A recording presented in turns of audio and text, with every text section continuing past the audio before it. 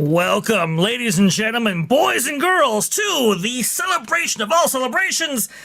Here on the Vash Sky ParkCast, we have hit 5,000 subscribers. My goodness, it took me by surprise, because when I first learned about it last week, I was like, whoa. Like, I was expecting, hey, come on in for the 5,000 club right there. We'd already passed it, and we are certainly on the way to 6,000. There's no question about that. I know, just she was like, "Hey, have you looked at the numbers?" And I'm like, "Yeah, I've looked. It's absolutely wild." And you know, I don't study them in depth. I probably should actually, but you know, I just kind of keep the grindstone, keep working, and just say, "Hey, you know what? If we put out a great show, a great experience, a great, you know." YouTube channel with all this content, the numbers will take care of themselves, and appears that they did. So absolutely fantastic, guys. Thank you so much for all the support. I mean, you guys have been tremendous, and we already have, you know, a wave of support actually coming in the form of super chats and the board of gifts and memberships. We have to highlight all of those.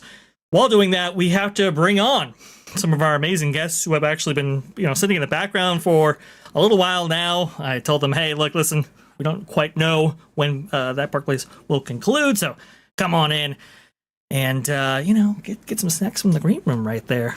You know, with these super chats, we've been able to get a few more snacks for our guests right there. Fantastic stuff.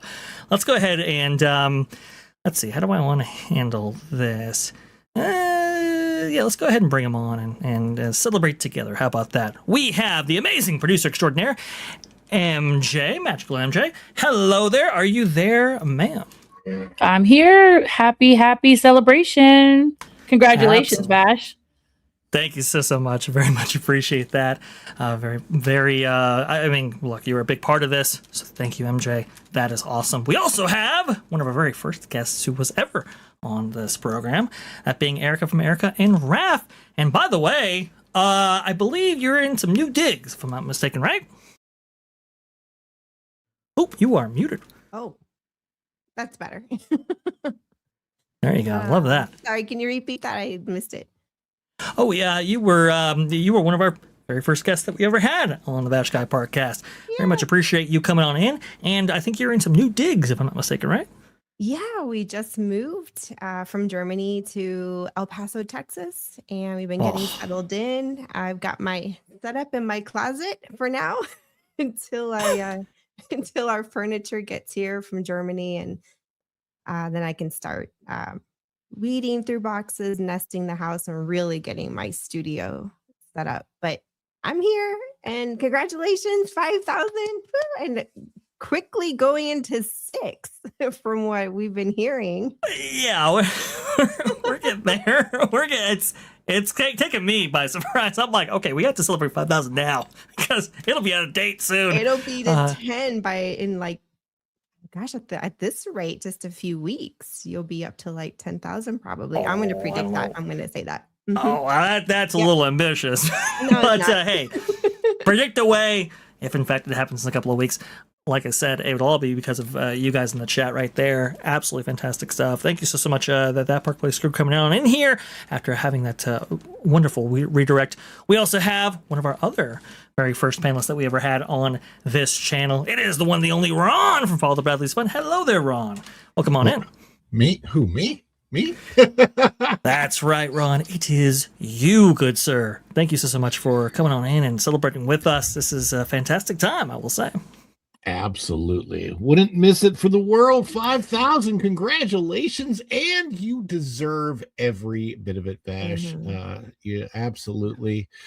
And it's so funny because there's so many things that I thought actually were yours before that apparently weren't exactly, that you were just helping other people out. And I totally get that. But man, it's I was like, wow, but you're already a rock star, so it's freaking Vash Sky, everybody. Come on. Seriously, it's Vash freaking Sky. Well, thank you. I very much appreciate that, Ron.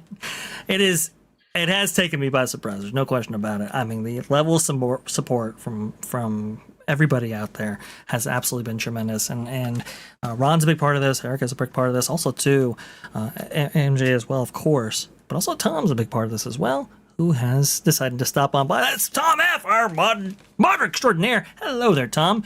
Welcome on in. How's it going, Vash? Congrats. I expect you to be at 50,000 in a blink of an eye. Mm-hmm. And then we're going to have to do another song because we need one more epic than that. We're going to need to do probably another song there. And Tom, I tell you, I am working on the song for Vash and Vixen. Yeah, I can definitely tell you that right now. I know it's, we've had a couple of shows under our belt, unfortunately, without an intro song. But trust me, it is coming. And in keeping with that, we have the very first appearance for this next person on this program specifically. Now, she's been on the channel before, but never publicly. She's been reserved behind members only. Give it up for Vixen from Vash and Vixen. Hello there. Hi, Vash. Hi, panel. How are you doing? Vash, congratulations. I'm so proud of you. I've seen it all from the very first, and you've worked so hard. From the bottom of my heart, thank you for all the support that you've given me as Vixen Sky, and I'm just so proud of you on your channel. And I know it's going to be 10,000 pretty soon. Wow. This is what everybody says to you right here. It's crazy. I would love to hit that milestone right here, but every single milestone I think is worthy of going, reflecting on, right, and being very appreciative for it. And I'm very appreciative, not just to have achieved this milestone, but to achieve it with all of you. I think it's been really tremendous, and so thank you so much for coming on the channel, giving us your time and your commentary and so forth. Thank you from above my heart. Thank you. All right. Absolutely. Oh boy, so we have a packed house right now. We expect actually even more guests here over the extended part of the show right there. But we have got to talk about some theme park stories here. We're gonna go easy today. Some good news.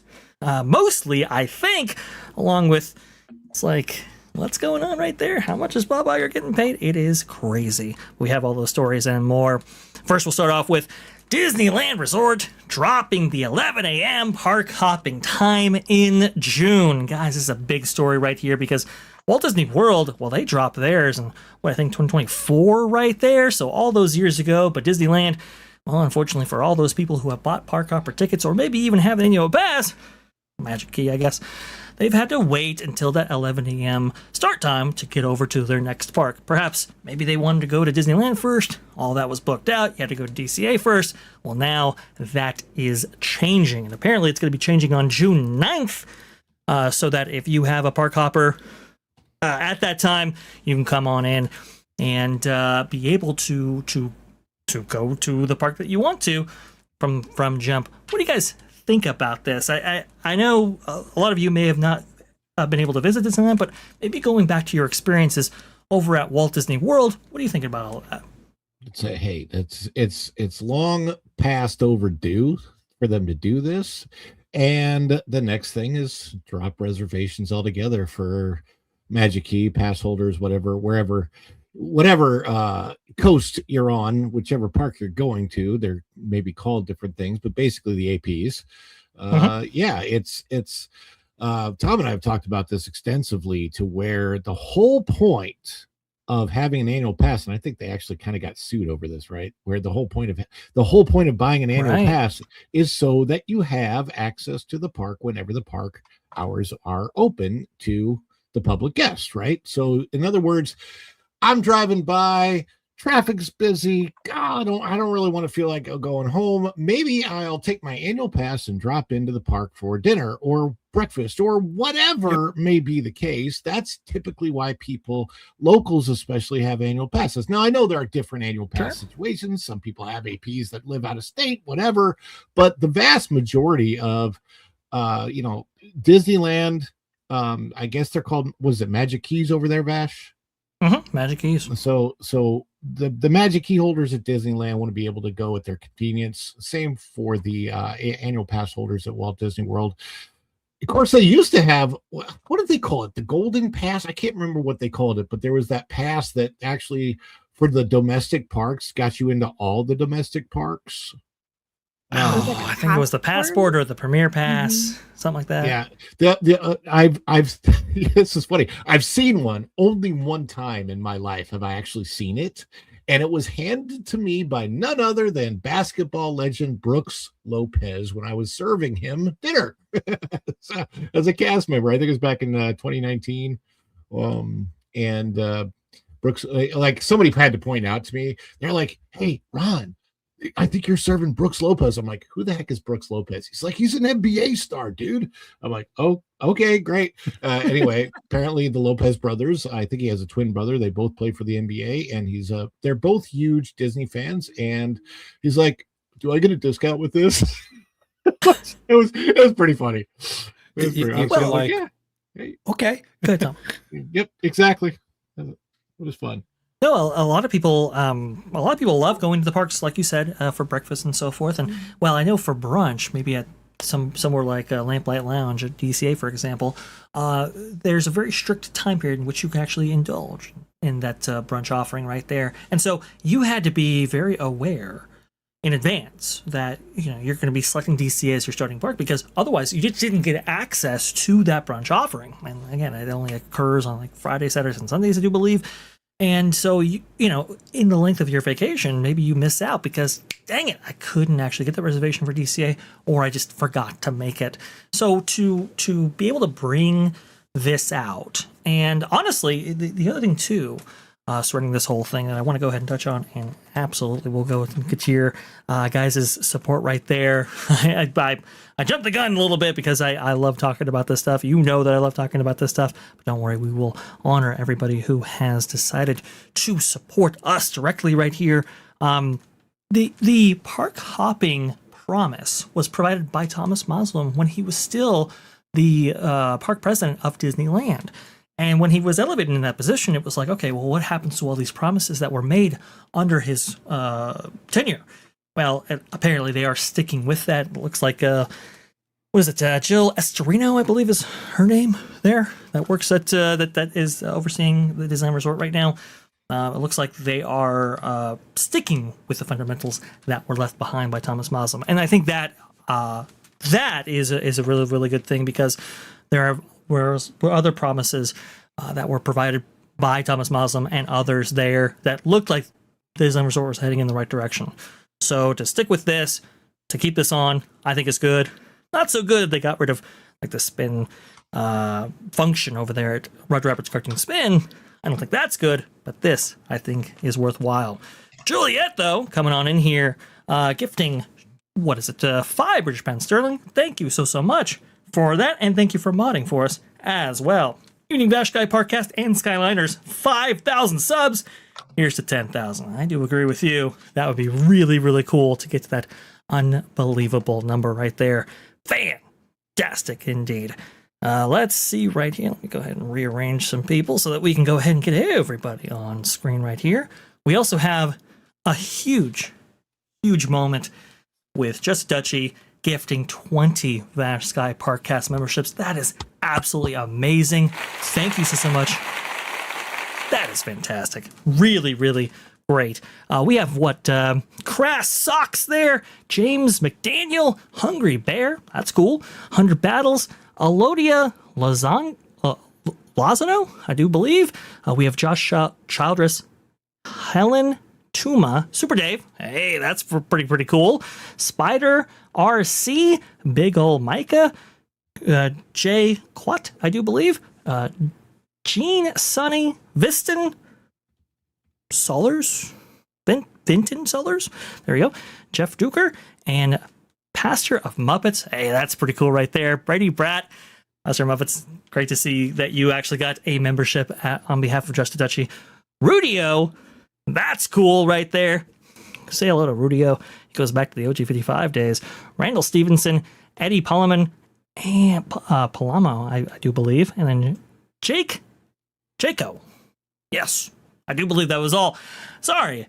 Mispronounce all of those. Do apologize right there, but I'm so excited that you are actual Sky watchers of this channel now and can actually join, well, Vixen and myself on Fashion Vixen on Saturdays at 3 p.m. Eastern. Vixen, are you excited about that? I am really excited about it. We always have a great show, and you're wonderful talking about all the history of the different parks, especially Disneyland. You're so informative about that. So I hope everybody joins us on Saturday. We'd love to see you, all the members. Absolutely. It's a fantastic show that we have. So everybody who I just, Randall Stevenson as well, everybody who I just, provided names for, make sure you thank Just Dutchy. That's a really generous thing that she just did right there. Awesome stuff. Thank you so much. And please go ahead and join us on Saturdays in order to take advantage of your new membership. Very, very cool. Just Dutchy, thank you. Longtime supporter of the channel. When we started out, Just Dutchy was right there. So that's a pretty cool thing. Thank you so much for that. I'm Blind and Rocket Cycle with the 199. What's that? A power level over 5,000. That's right. Nice Vegeta Dragon Ball Z reference. I do appreciate that. Blind, thank you so much for that. And O2RR coming in here with the, I believe, 199, if I'm reading that correctly. Congrats on 5K subscribers. Group sip, everyone. Indeed. Let's go ahead and take a group sip right now. If you got the drinks, Tom, Ron, go ahead and take them right now. No fair. Erika has a straw. Hey, Well- I can't help. I'm smarter than you right now. It is supposed to be. You're the one standing under fireworks. I wouldn't call that smart.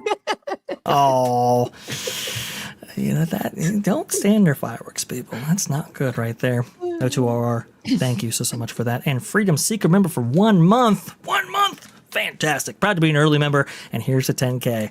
Well, thank you so much, Freedom Seeker. We're happy to have you on as a Skywatcher, and I know you're very active in that Vash and Vixen chat, so thank you so much for joining us every single Saturday at 3 p.m. Eastern. Here we have joining us is Jared from Capture the Magic. Everyone, welcome, Jared. Thank you so much for being here. Hello. And he happened to take a group sip with us. No one caught it except for me backstage. But go ahead, Jared. Give him a group sip. I started taking the sip before I heard it, so it was I don't know what you want to call it. It was destiny. I suppose, to take that sip. How's everybody doing? Oh, and congrats on 5K, Vash. That's awesome. Hey, very much appreciate you, Jared. And I know you've been really, you and your channel and being able to simul stream your theme park hopping has been tremendous. So thank you so much for having Vash Sky ParkCast be a part of it, having me be a part of it. I think it's really cool. That's turning into a week leash stream, right? Yes, we kind of started that the last couple weeks, but every Wednesday, I'd say around 8:30 Eastern time, but that's what we're going to do those. But those are always a good time, and I enjoy Vash's research, and he's always ready. Like he has a tab ready at any like I feel like I could bring up a random just story, and Vash is like, I got a tab in here, and it's somewhere in the 70 tabs. I'm like, how do you do that? I can't remember. So we're saying Vash is an LLM. Do what? He's an LLM. He is the large language model. Or B-roll. He's always got B-roll ready. Yeah, we can't rule it out. I think that's the thing at this point. We don't know. It's possible. That it might be. It might be an AI in disguise. No. You know what that's all about, Jared, is that it's tracking all of these stories as they develop and assembling large lists and so forth in order to accomplish those things. That's really the only way. But Jared, I know you've been killing it over on your channel, so thank you so much for slumming it over here with Vash Sky ParkCast. I like to surround myself with people who do that because my wife's like you as well. So I think I surround myself with people who do all the due diligence and are organized because I'm kind of the opposite. So maybe that kind of works. I don't know, but I'm happy to be here. And I don't know, what have you guys been talking about? Hey, we've been talking about park hopping actually being the park hopping limitation at Disneyland Resort being removed. Previously, you had to wait until like 11. Oh, that's right. Before you can actually get in there. Now that is gone, which I think is very, very good. I know Walt Disney World had that restriction removed back in 2024, but Disneylanders, well, they had to wait around until that 11 a.m. time period. Now no more, going away June 9th. I think that's pretty cool. We had to put this one on screen, folks, and if you're expecting me to read all these names, I can't. Because it's so much. I'm so sorry to do this to you, man. We got breaking news. Just a Dutchie again, this time gifting 50 Vash Sky ParkCast memberships. This is it right here. Holy cow. Massive thing. We have to have some clips or something here because this is huge. Just Dutchie, thank you so much. This is truly tremendous. Very much appreciate you. I don't know. What is the Michael Eisner for you? I'm not wild about the fact that it is so expensive now to go to Disneyland or Walt Disney World. I'm not wild about the fact that it's harder than ever to have everybody be a VIP at a Disney park because they're selling certain things. The things that I would do differently. There are some things that he would do differently, and hopefully we're incorporating a little bit of that philosophy right here, doing things differently, giving you all that we can give you. Man, you guys have just returned it in spades. Thank you so much, Just Dutchie. This is absolutely awesome, phenomenal stuff. I see Wild Mana Yavin getting a membership from Just Dutchie. Cliff Flicks getting a membership. We see what is a theme park conductor also getting one. Irate Specialist. Hey, so I had Stephen for me. Also getting a membership as well. Now you are all Skywatchers. Thanks to Just Dutchie providing all of these. And thank you so much. This is absolutely tremendous. Awesome stuff. Let's see if we can go ahead and get Just Dutchie back on there because just absolutely phenomenal. Absolutely fantastic. Thank you so much for that. Guys, very generous. I also have some breaking news as well. The Hooters near my house has been torn down. Time to be turning around. If only you could. I'm sorry. I know. It was a rough time. It's 100% true. I was really surprised. I never actually had gone there as it was, but it used to be a Logan's Roadhouse, and we would go all the time. Then they closed that, made it a Hooters, and now I just passed it, and it's leveled. It's the construction crazy. Logan's is pretty underrated for a restaurant. We used to have one in Missouri. So. I always really liked Logan's. Yeah. I would. I went wings to are good, Ron. A bunch in Missouri, actually. And do you still live in Missouri? Nope, live down here in Florida now. In the sun. Okay, you're with me. We're both Missouri Floridians. Absolutely. Yeah. You got three Floridians in a row here, right down the middle. That's right. Got to keep them. They keep us in line. A Florida man kicks in, and you got. If you want to take a road trip and we can do it together, I will go to Lambert's in Alabama with you. That would be a. Oh, I didn't know they have one. They have one in Ozark. I've been to that one a few times. That's actually pretty fun. Yeah, you gotta have some good hands. They will chuck rolls at your face, and if you don't catch them, exactly, it's the most underrated restaurant in the United States. We can work that out. That'd be fun. This sounds like news to me because I don't even know what Lambert's is. I'm gonna have to look that up. It's kind of like an old country, fried, a lot of fried food. If Cracker Barrel were actually really good. But they have rolls, and instead of bringing them to the plate, you put your hand in and they throw them to you. They just throw hot rolls. I've heard of that place. Yeah, and you got to catch them. Debuted on YouTube. There's two in Missouri and there's one in Alabama, and that's it. Oh, so you gotta that'd be funny to set somebody up behind you and miss with your hand on the roll on purpose. I've never done that to my friends in high school. I never did that. Never. No. Well, I mean, it. You guys have some very interesting. What is it? Fast food locations and so forth, franchises out there in the East Coast that we don't quite get into the West Coast. So maybe I gotta go down there and visit Lambert's and some of these other places. Very interesting stuff indeed. We have Freedom Seeker. Very much want to appreciate you again right there. Thank you so much for that, Just Touchy. Thank you again as well. And also, too, Go and Shogi coming in here with the 499. Eisner is the prequel trilogy, and the Iger is the sequel trilogy. In hindsight, we judged the former too harshly. I think so. Mm-hmm. I think with enough time, I think a lot of people are looking back like, you know what? At least he had the best intentions in heart. I've never heard that analogy. That's kind of accurate in a way. Yeah. I never even thought about that. Well, heard that either. Eisner with Wells, I think that combo was unstoppable once Wells was gone. Unfortunately, absolutely, it was tragic. It's things happen. Things do happen, and we'll talk about where we left off on Iger maybe at the end of the show, because we have insight into how much he was able to accrue while being the CEO of Disney. Very interesting numbers indeed. Bruce Newhouse, though. Oh, go ahead. Did he get Miss Piggy's shower for his third bathroom? No, but he showers with some green, not Kermit, but showers some green, that's for sure. Yeah. Bruce Newhouse, though, coming in here with the 499. Congratulations to Vash, and hello to all the beautiful hosts, mods, and guests here. You're all amazing and spectacular. Thank you so much, Bruce Newhouse. Very much appreciate that. Thank you.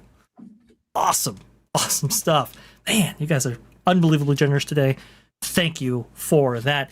Disney, though, generous as well, because they're giving us a couple of things for the 250th celebration of the country. One, actually, restoring a Disneyland favorite in the form of the patriotic bunting returning to Disneyland. Now, you guys over there at Walt Disney World have enjoyed patriotic bunting at Main Street pretty much uninhibited every single summer season right there, but this has been missing from Disneyland for the last, I think, 4 years. They just simply have not had patriotic bunting anywhere on Main Street, USA. Now, if you go back to 2022, you can kind of see what these look like right here. This is a Meister article from back then. Dateline Disneyland photos right here. I think Andy Castro has taken these. unbelievable photographer. But you can see kind of the American festivities that took place in June of that year with the All-American College Band and so forth. And in the background, you can see some bunting in a lot of these photos. But ever since then, they have been missing, which is a real shame because when Disneyland opened, even with the opening day speech in 1955 on July 17th, right there, you can see Walt right there at the mic giving his famous speech with bunting on Main Street. This was a day one thing, folks. So to have it missing for all of this time, not so good. To see it restored here, I think is actually a pretty good thing. Jared, Erika, whoever wants to comment on this, do you think this is just, hey, you know what, we'll give a bone to people who want to celebrate the 250th anniversary of the country, or do you think maybe something bigger is happening behind the scenes? We've seen a couple of things happen. Do you think this is a reflection of new management, some new changes? What say you? That's a really good question.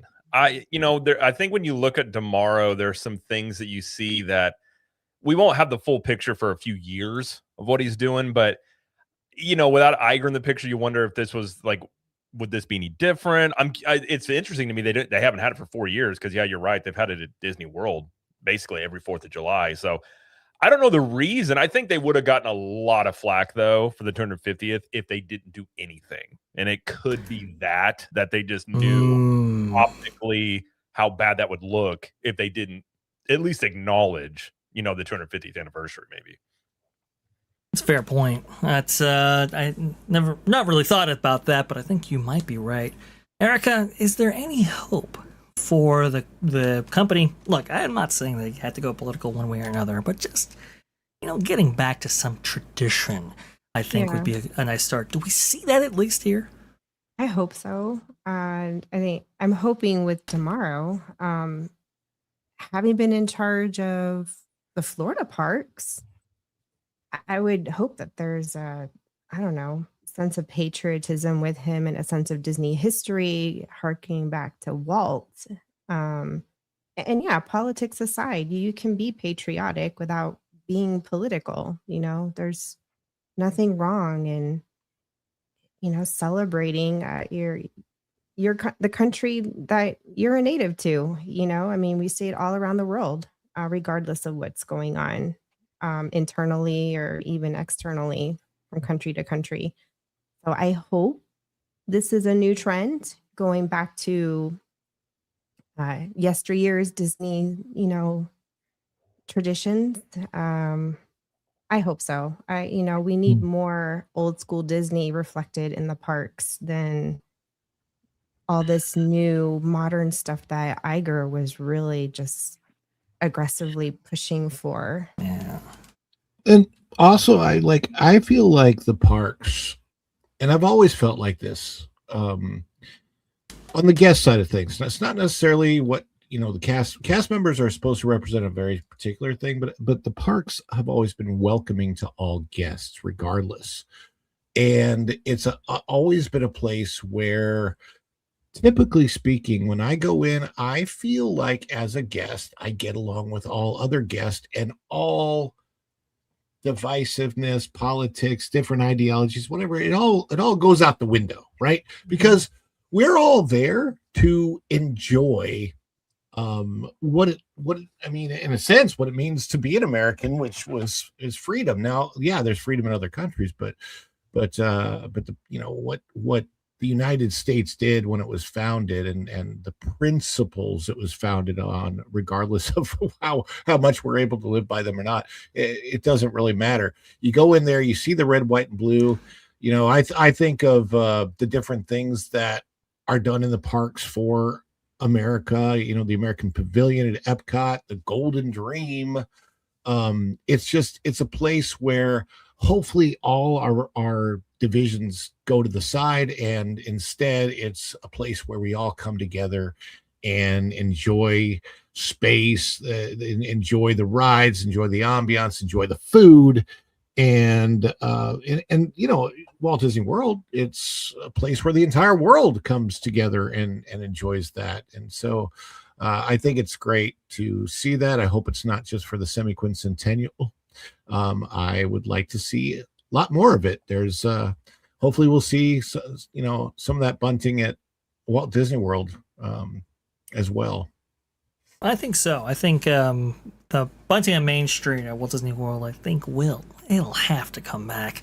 I don't really see them going away from that, which is good. It's good that Walt Disney World has been able to maintain that tradition. Disneyland, though, out of it for a while there. I know they had various promotions and so forth. I think they had the Toy Story Pixar celebration, along with the 100th anniversary of the company, and they celebrated at Disneyland. So you had some Mylar bunting there, and recently the 70th anniversary of the park.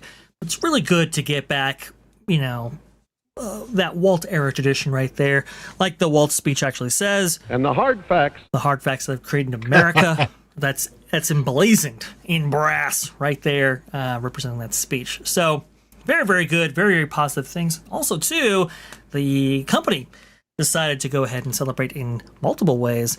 This including actually the Soarin' Across America. So they decided to update this and provide us some new scenes for Soarin'.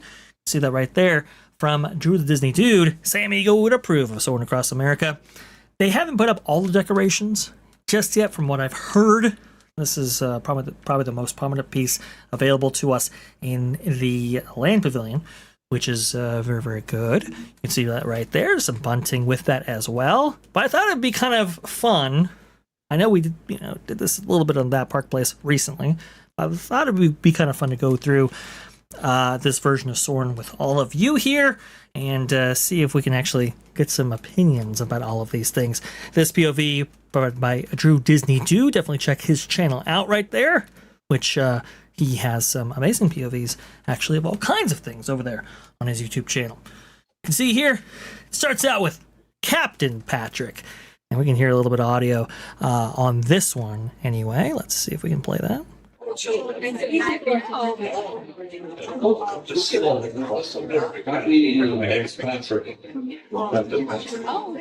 like to welcome you to this special semi-quincentennial flight. We'll begin boarding in a few minutes, but first, there's a handsome young devil who would like to acquaint you with some important safety information. So he really kind of leans into the Patrick-ness there, which is very, very interesting. Best voice ever. If I could get anybody, it'd be like him and Sam Elliott. Those are the voices I wish I could have. Yeah. I know Tom Fitzgerald loves him. Some Patrick right there, because we actually see him being utilized as a voice for Star Tours, actually, for Star Tours The Adventures Continue. He's the droid that kind of, is scanning you as a person right there, right before you actually make your way to the Star Speeder 1000s in that attraction right there. But so Captain Patrick hands it off to Flight Attendant Patrick, which I thought was interesting that they would actually do it that way. You would have sworn they just would have reshot this scene, but they did not. Yeah, it's kind of interesting. Maybe they just wanted to allude to. Maybe they couldn't get the guy, the original guy that put the mouse ears on. Maybe they couldn't get him back or something. They would. I thought they did for the promo though. That was kind of the weird thing about it too. That is kind of interesting. It's also rough for him though. You see 30-year-old you or whatever it is, and then all of a sudden the older you, it's like, oh man, I've aged. It's just that's a rough thing to see. Yeah, aged a little bit right there, but. Coming out of the pre-show, which I think is, good enough, you see our opening scene. Now, this here at the Kennedy Space Center, if I recall correctly, maybe somebody would know on the panel. Tom, is that what it is? Yeah. Okay. Now, I will say this intro scene, launching off with a rocket, it's pretty good. I think this is maybe the strongest scene of the entire piece. I was kind of psyched for that. I'm basically a straight shot from the pads, so yeah. Right. I think that is very, very good. And the fact that you are elevated with that rocket right there, I think can't take anything away from that. I think that's a really, really good artistic choice. Now, you spend a little time in the clouds here, and then this is what gets you to now this New York skyline with the Statue of Liberty. By the way, blink and you miss it, folks. That was the Statue of Liberty right there. Yeah. Now we're on the New York skyline. What do you guys think about this opening scene here? Because it seems to be drawing all sorts of controversy from the fact that, it's a very CGI heavy scene. You only get to see the Statue of Liberty for just a blink, just blink and you miss it moment. And then we spend a lot of time on the New York skyline in the day. What do you guys think about that? Is that fountain the colors of America, or am I crazy? Yeah, that's one of the tugs, I believe. Oh, look at that. Red, white, and blue. Very, very nice. Yes, which is good. But again, CGI for this scene right here. Yeah. Anybody? That was my issue with the Taj Mahal in the last one. Is like I don't like the CGI-ness because it looks so obvious. I guess maybe they couldn't get permits. I've always wondered about why like they couldn't in New York be able to do a drone shot of the Statue of Liberty. But yeah, I mean, I like the rocket part. That part's awesome. I like it too. OG having a little bit of fun here with his suggestions. Should have had a sword over Jared, bench pressing, a churro cart, missed opportunity.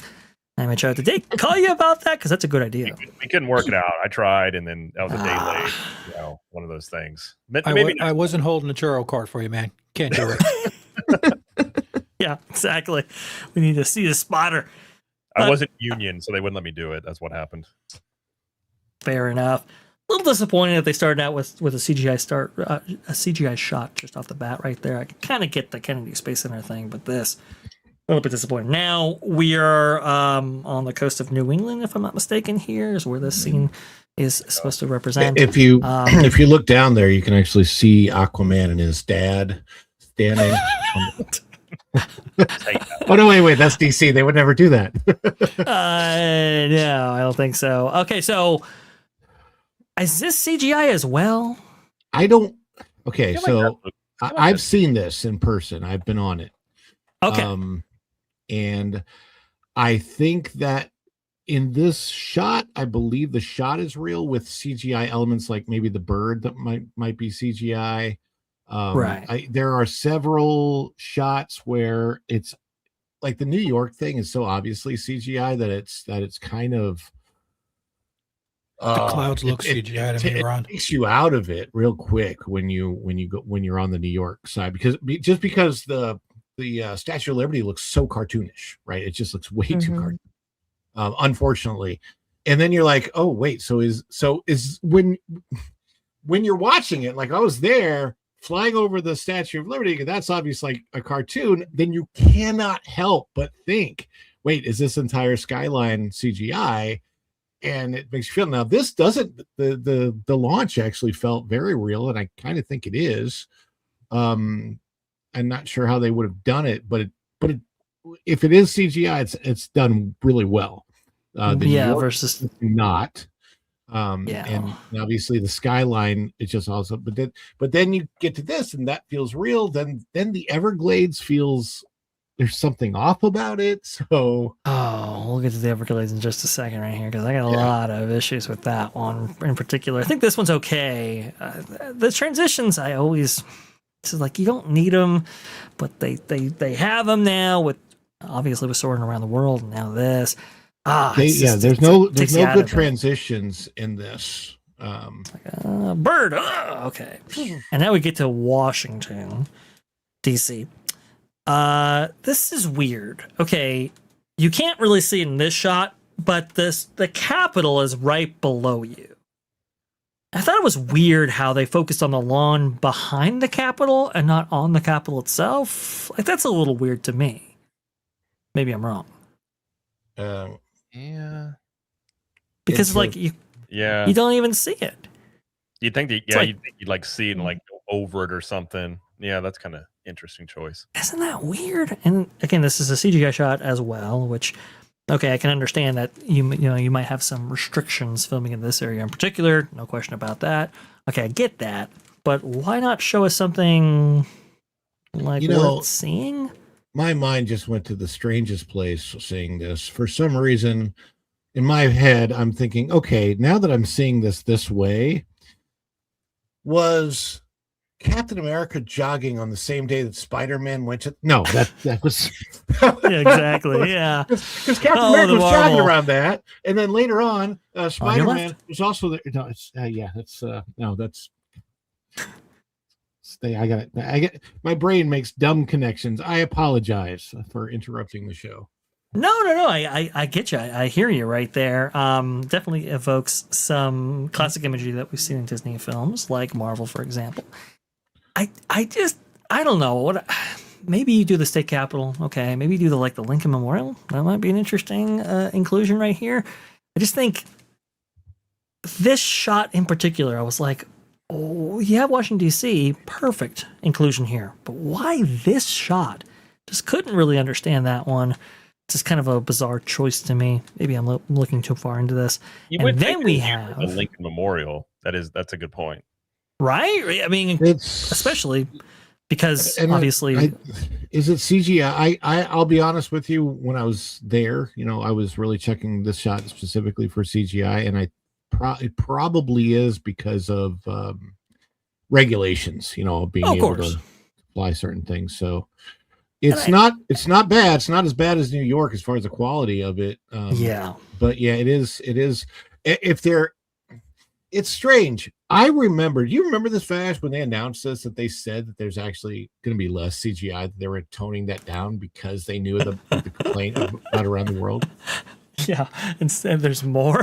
It definitely feels like there's more. So it feels like there's more here. We're going to do it in just a second here. First, though, we have to go to, I believe, Appalachia is the next one. Should be. See if we can get there. Oh no! It's the. Sorry. We get to the Louisiana bayous. That's the next one. All right, this one I think I have the most problems with, because you see this, boat.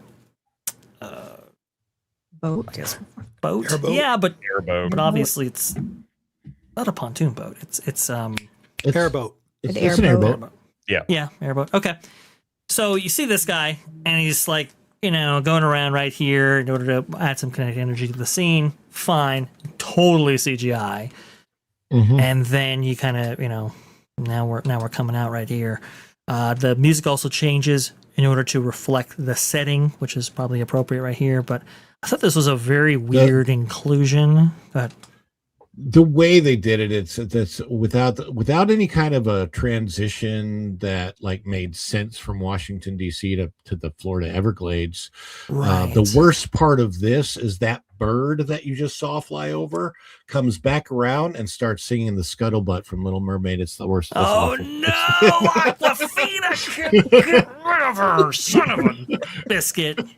Dang it! Just kidding. Dang it, I Bob. wouldn't have been surprised if Disney would have had that inclusion in this. But yeah, it's what's strange. I am, when I was watching this, this is the one where it really looked like CGI elements were placed into a real shot.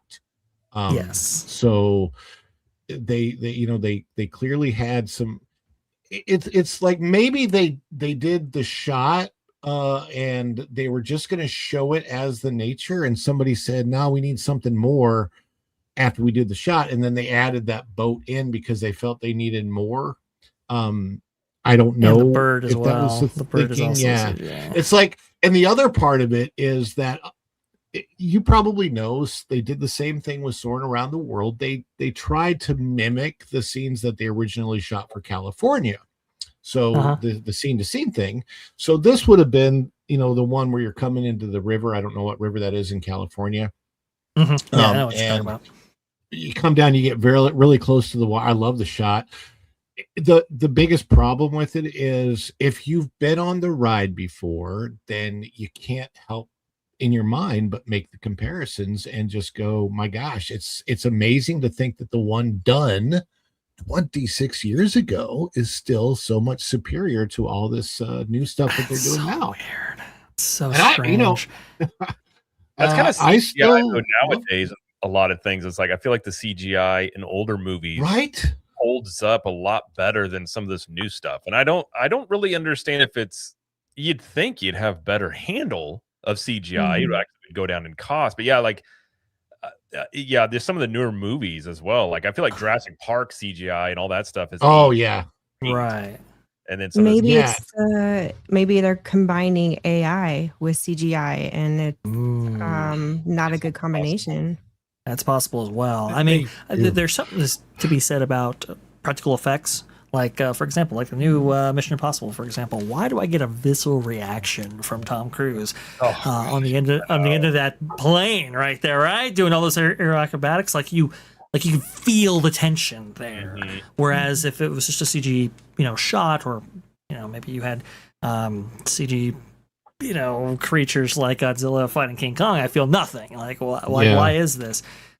Maybe that's why. Mad props to Tom on doing all his own stunts, Mission Impossible and Maverick and all that. Don't mention it.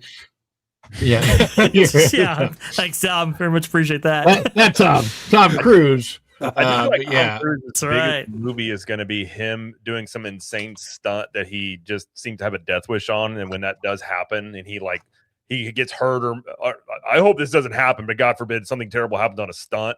It's going to be like Heath Ledger with The Dark Knight. Like, that movie's going to do gangbusters because people are like, "Oh, what happened to Tom?" Yeah.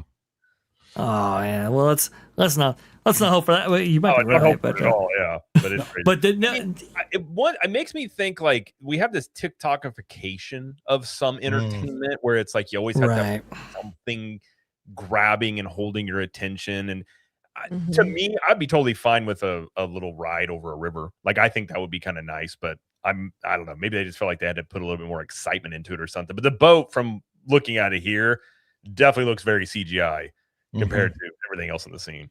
Absolutely. And especially the water, the water coming off of it.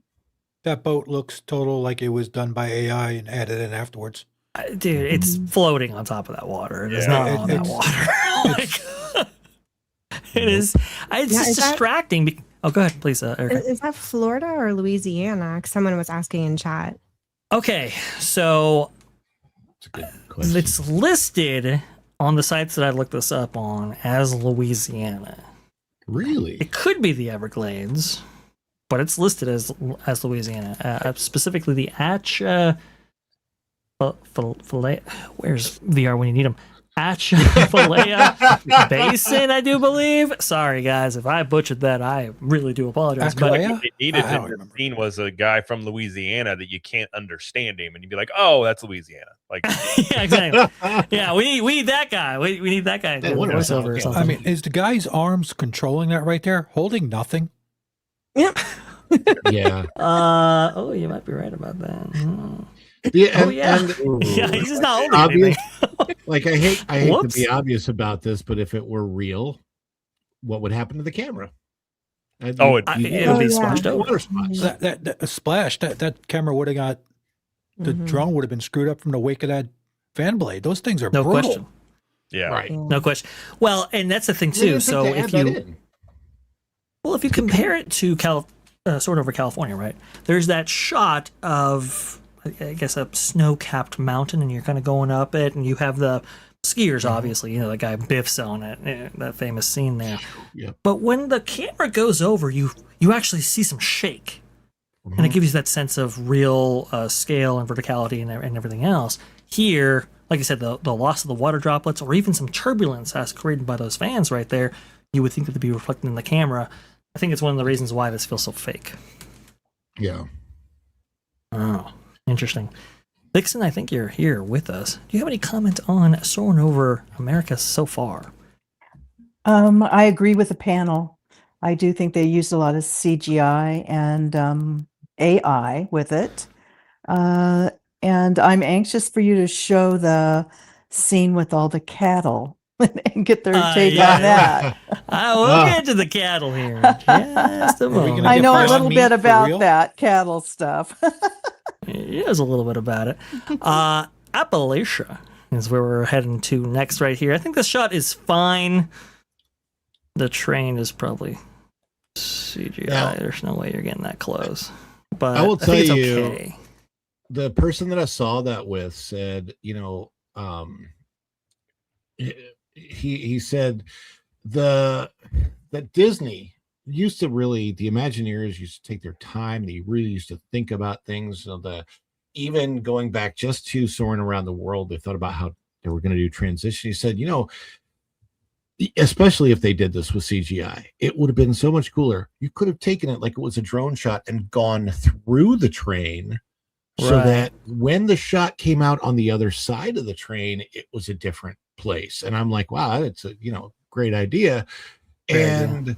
you think, well, how was this put together? How much creative thought went into this, or was it all done kind of on the fly? Because when was Soarin' over America announced? Like, did they just do all this really, really quickly? I don't know.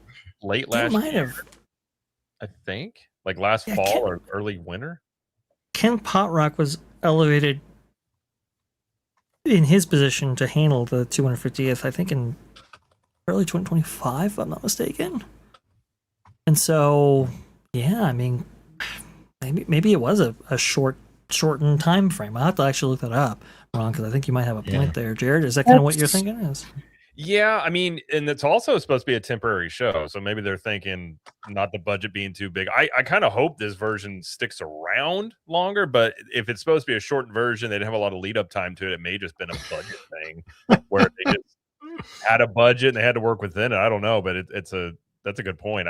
I'll look it up and see when they actually announced that. That's part of the reason why I was complaining. I forget what show I was on the other day when I was talking about this specifically, but I just cannot fathom how they're able to, on Disney Plus, there are so many documentaries. They travel all over the world. They're able to capture the beauty of nature and the magic of this beautiful green globe that we reside in.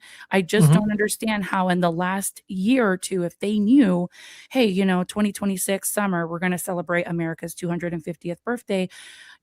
Let's start in 2023 pre-recording and get across all of America with camera, a crew, drones, whatever it takes. Put some effort into this, because we are, in my opinion, this is a big celebration, and I just don't understand why they couldn't capture the real beauty of America with all of the equipment. It's Disney; they have the money and the means to do it. There was a comment I saw from Matt where he said that apparently that's Branson's Scenic Railway. I don't know if he was joking or not. Or it looks very Ozarkian. Well, that's why. Look, the reason I'm asking is I have been on the Branson Scenic Railway, and I'm trying to think if the train actually looked like that when I went on it from the outside. Of course, I'm thinking of how it was when I was in it. There are parts that I could see that, but I didn't know. Do you have a way to look that up, Vash, to see what train that's I'm looking. Okay, so they're saying that this is the Appalachian Railroad Trestle. Okay, that makes more sense. Autumn foliage in West Virginia. So, if it is, I mean, does the Branson, Railroad come this far? No.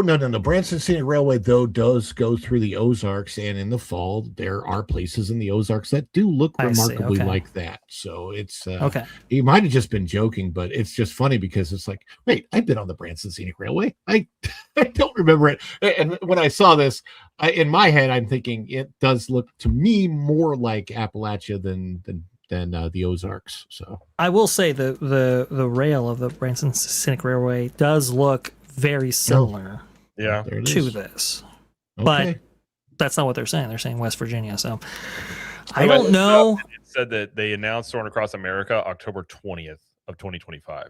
But we don't know. I'd be curious if they had any, they started filming this stuff ahead of time or how much they knew. Like, I guess they had to have, right? I would have. Yeah, they think. Well, the thing that we know they did film was this next shot right here. This being Yes. Now, Rushmore. I will say it's almost abrasive when that comes up because of how real that looks compared to the rest of it. When I was writing it, yeah, I'm exactly. Like, yep, that's real. That's not like it hits your head whether you want to think about it or not. Like you just can't help it.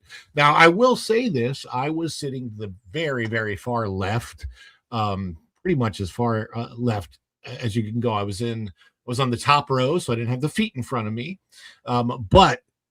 It was very curved, like all of like it was much more badly curved on the sides than Soarin' Over the World or Soarin' Around the World is.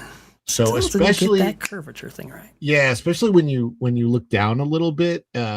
Obviously the screen is curved. People know that, but this one is like more so than more noticeable than on the others that I've seen. And I think I've ridden Soarin so many times. Soarin definitely used to be my favorite ride. And I mean, I remember going in there one time when it was still California. I went in it. I tried to rush into the park at night. I was driving around and I'm like, it was one of those pass holder moments where it's like, oh, it's 8:45. I wonder if I could get in the parking lot, get on Soarin, right? So I jump in and get on. I get on Soarin, and the cast members were like, "Hey, do you want to ride it again?" And I just like sat there and rode it 3 times in a row. Oh, that's fantastic! I love that.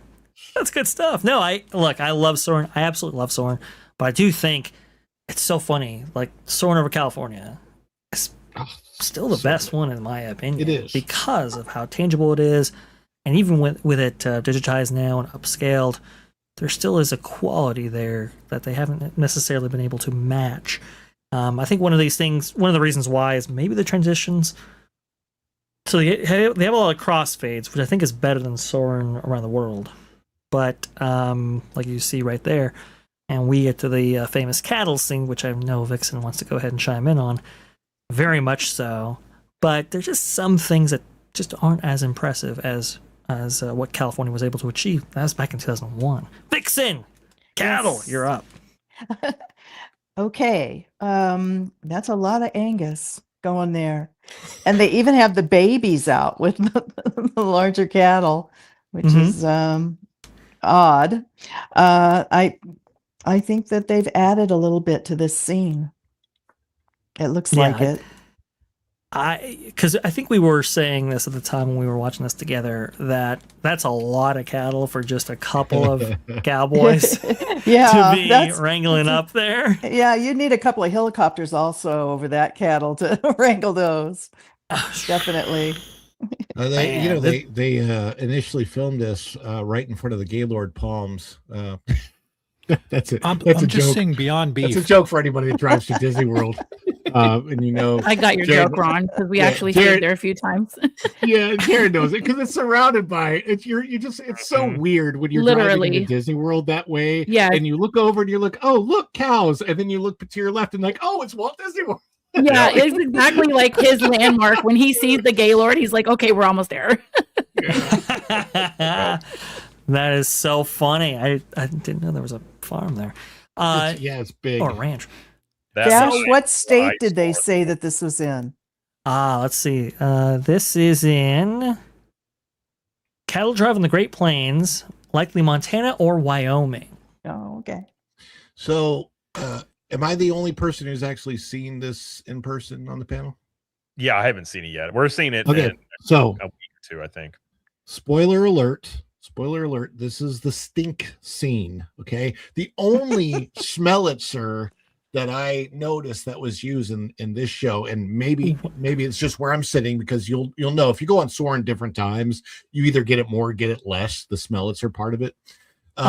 This was I think the same Schmelitzer that they use for the elephant scene and Around the World. So, and it's the only one I got during the show, and I'm like, oh my gosh, the only smell I get that stinks. It smells like farts or grass. No.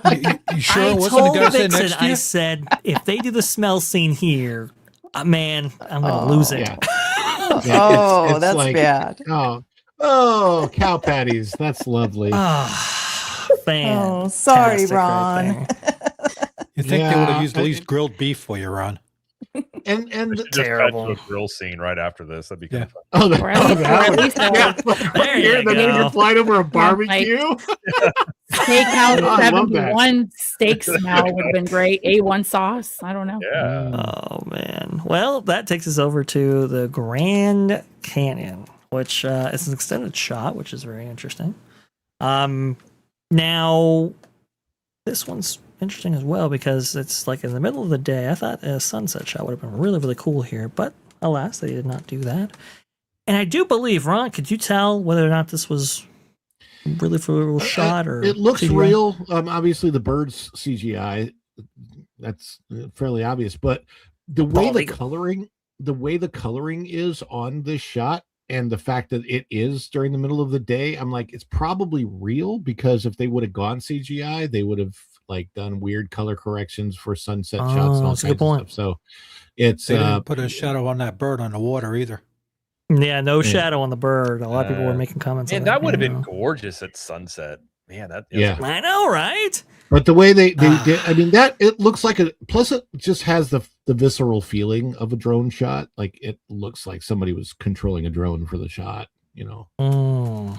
Okay. Well, there you And go. hey, The Grand Canyon finally represented right there. You know, Arizona being included in there. And then we have, okay, I'm going to get this right here. We have Denali, Alaska. Oh, that's where that is. Okay. That's where that is. Yeah. I was, cousin the George, one moose. Ron. What's that? It's your cousin George, the moose. yeah. I thought that was Yellowstone when I saw it in the movie, but it does make sense that I'd like that they would include Alaska. Yeah. Yeah. Did they show Bella and Edward in this part of the? I don't know. Not as impressive as it could have been. I think having it maybe closer, the camera that is, closer to the actual snow-capped mountains themselves. Like, think about California, Soarin's version, that is. And you can see how you know, when they showed a landmark like this, they showed it up close. They showed it, you know, you flying over or something like that. This here, the camera just dips down for just a quick second and then rushes off. I don't know. I think it's like okay, but you know, Alaska represented there as well. And that, I think, brings us over to where to? Yes. We're going to Hawaii. Yay! I was right. It was. Everybody kept telling me that this was Santa Monica. I'm like, that's not Santa Monica. That's Hawaii. What? Vixen, you've been to Hawaii quite a few times, right? Yes, I have. Does this look like a realistic shot to you, or what does that look like? CGI? I hope not. Could be Is a it the Big combination of Island? both. Yes. Yes. Okay. That's why. That's why. Yes. Because I think my friends have been to Oahu, and the islands do look different. But I was like, when I saw the shot, I was like, that's got to be Hawaii. Yeah, these boats look pretty good. Boats, would those be CGI? If you look at those boats, they're getting very close to people. Yeah, those are catamarans. I feel like that might be a CGI thing with those boats. I thought those were CGI, but looking at them, they look much better than the fan boat. They're cutting into the water in a different way. This feels much more like like it was done like an actual shot that was lined up. As a matter of fact, it looks like it may be one of those shots where they actually had to do several takes even to get the shot right. And you look at the coloring on the mountains, the time of day, it's, I mean, not quite sunset, but there's definitely some warmth to it. So it's a better shot. It feels do you know the I don't know what tropical island they are, and I know that's a CGI shot in Around the World, but it's one of my favorite smells that comes. Oh yes. And they didn't. Fiji, I believe. Hoping, I guess that's where it's supposed to be. Anyway, they didn't add that here, and I really wish that they had, because there was no, like I said, a really great smell. When I went on it, the only smell that I got was a crap smell from the stupid cows, and it's terrible. And I'm like, I like at least in the Soarin' Around the World, they follow it up with this beautiful Fiji thing, right? It's, you know, that and Taj Mahal. Like, it's really. I love the fact that it is a 4D ride, that you get the smells, because viscerally, when I have my memories of it, I actually think of the smells a lot. I always think of the orange groves from California because of that orange smell. It's like right that. back, It's so good. I do like what they did with the music. I know we're not playing that here, but I thought they did a pretty good job with the music portions of it, where they, like, for example, when you are in the swamp in Louisiana, they you know, made the Soarin' music. It's still Soarin', but they, I don't know, what do you call it? Southerned it up. Yeah, man. I think maybe there were some better shots to showcase Hawaii, because if people are questioning whether or not this is Santa Monica or Hawaii, then now I think we've lost the plot here. I think it should be really, really obvious. If these are CGI elements, better than what we saw in Louisiana, that's for sure. What they should have done, and what could have easily been done, is like quickly gone onto the shore and had a luau going on, right? Like, just like, really quick, so hey, this is a luau. You're in Hawaii. There you go. Yeah. Oh, gee, right here. The synergy. I'm surprised they didn't go over Aulani. Yeah, a little surprised they didn't go over it either, because I think they would have like showcased it off the bat. Okay, this is Hawaii. I don't know. Some of these places are great places. It's just they got the wrong shots to really showcase them off, and that's really kind of sad. It kind of seems like a touristy spot to utilize too, like for Hawaii. Like, I've never been to Hawaii, but I would imagine there's some really good. Like, I think of Lost.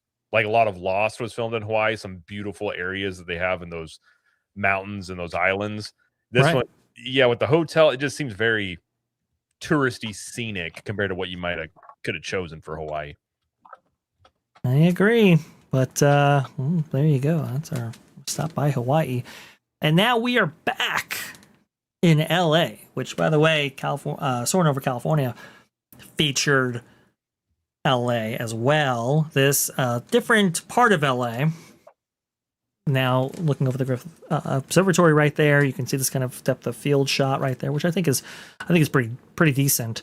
And you can also see you can tell it's LA because the helicopter out looking for somebody.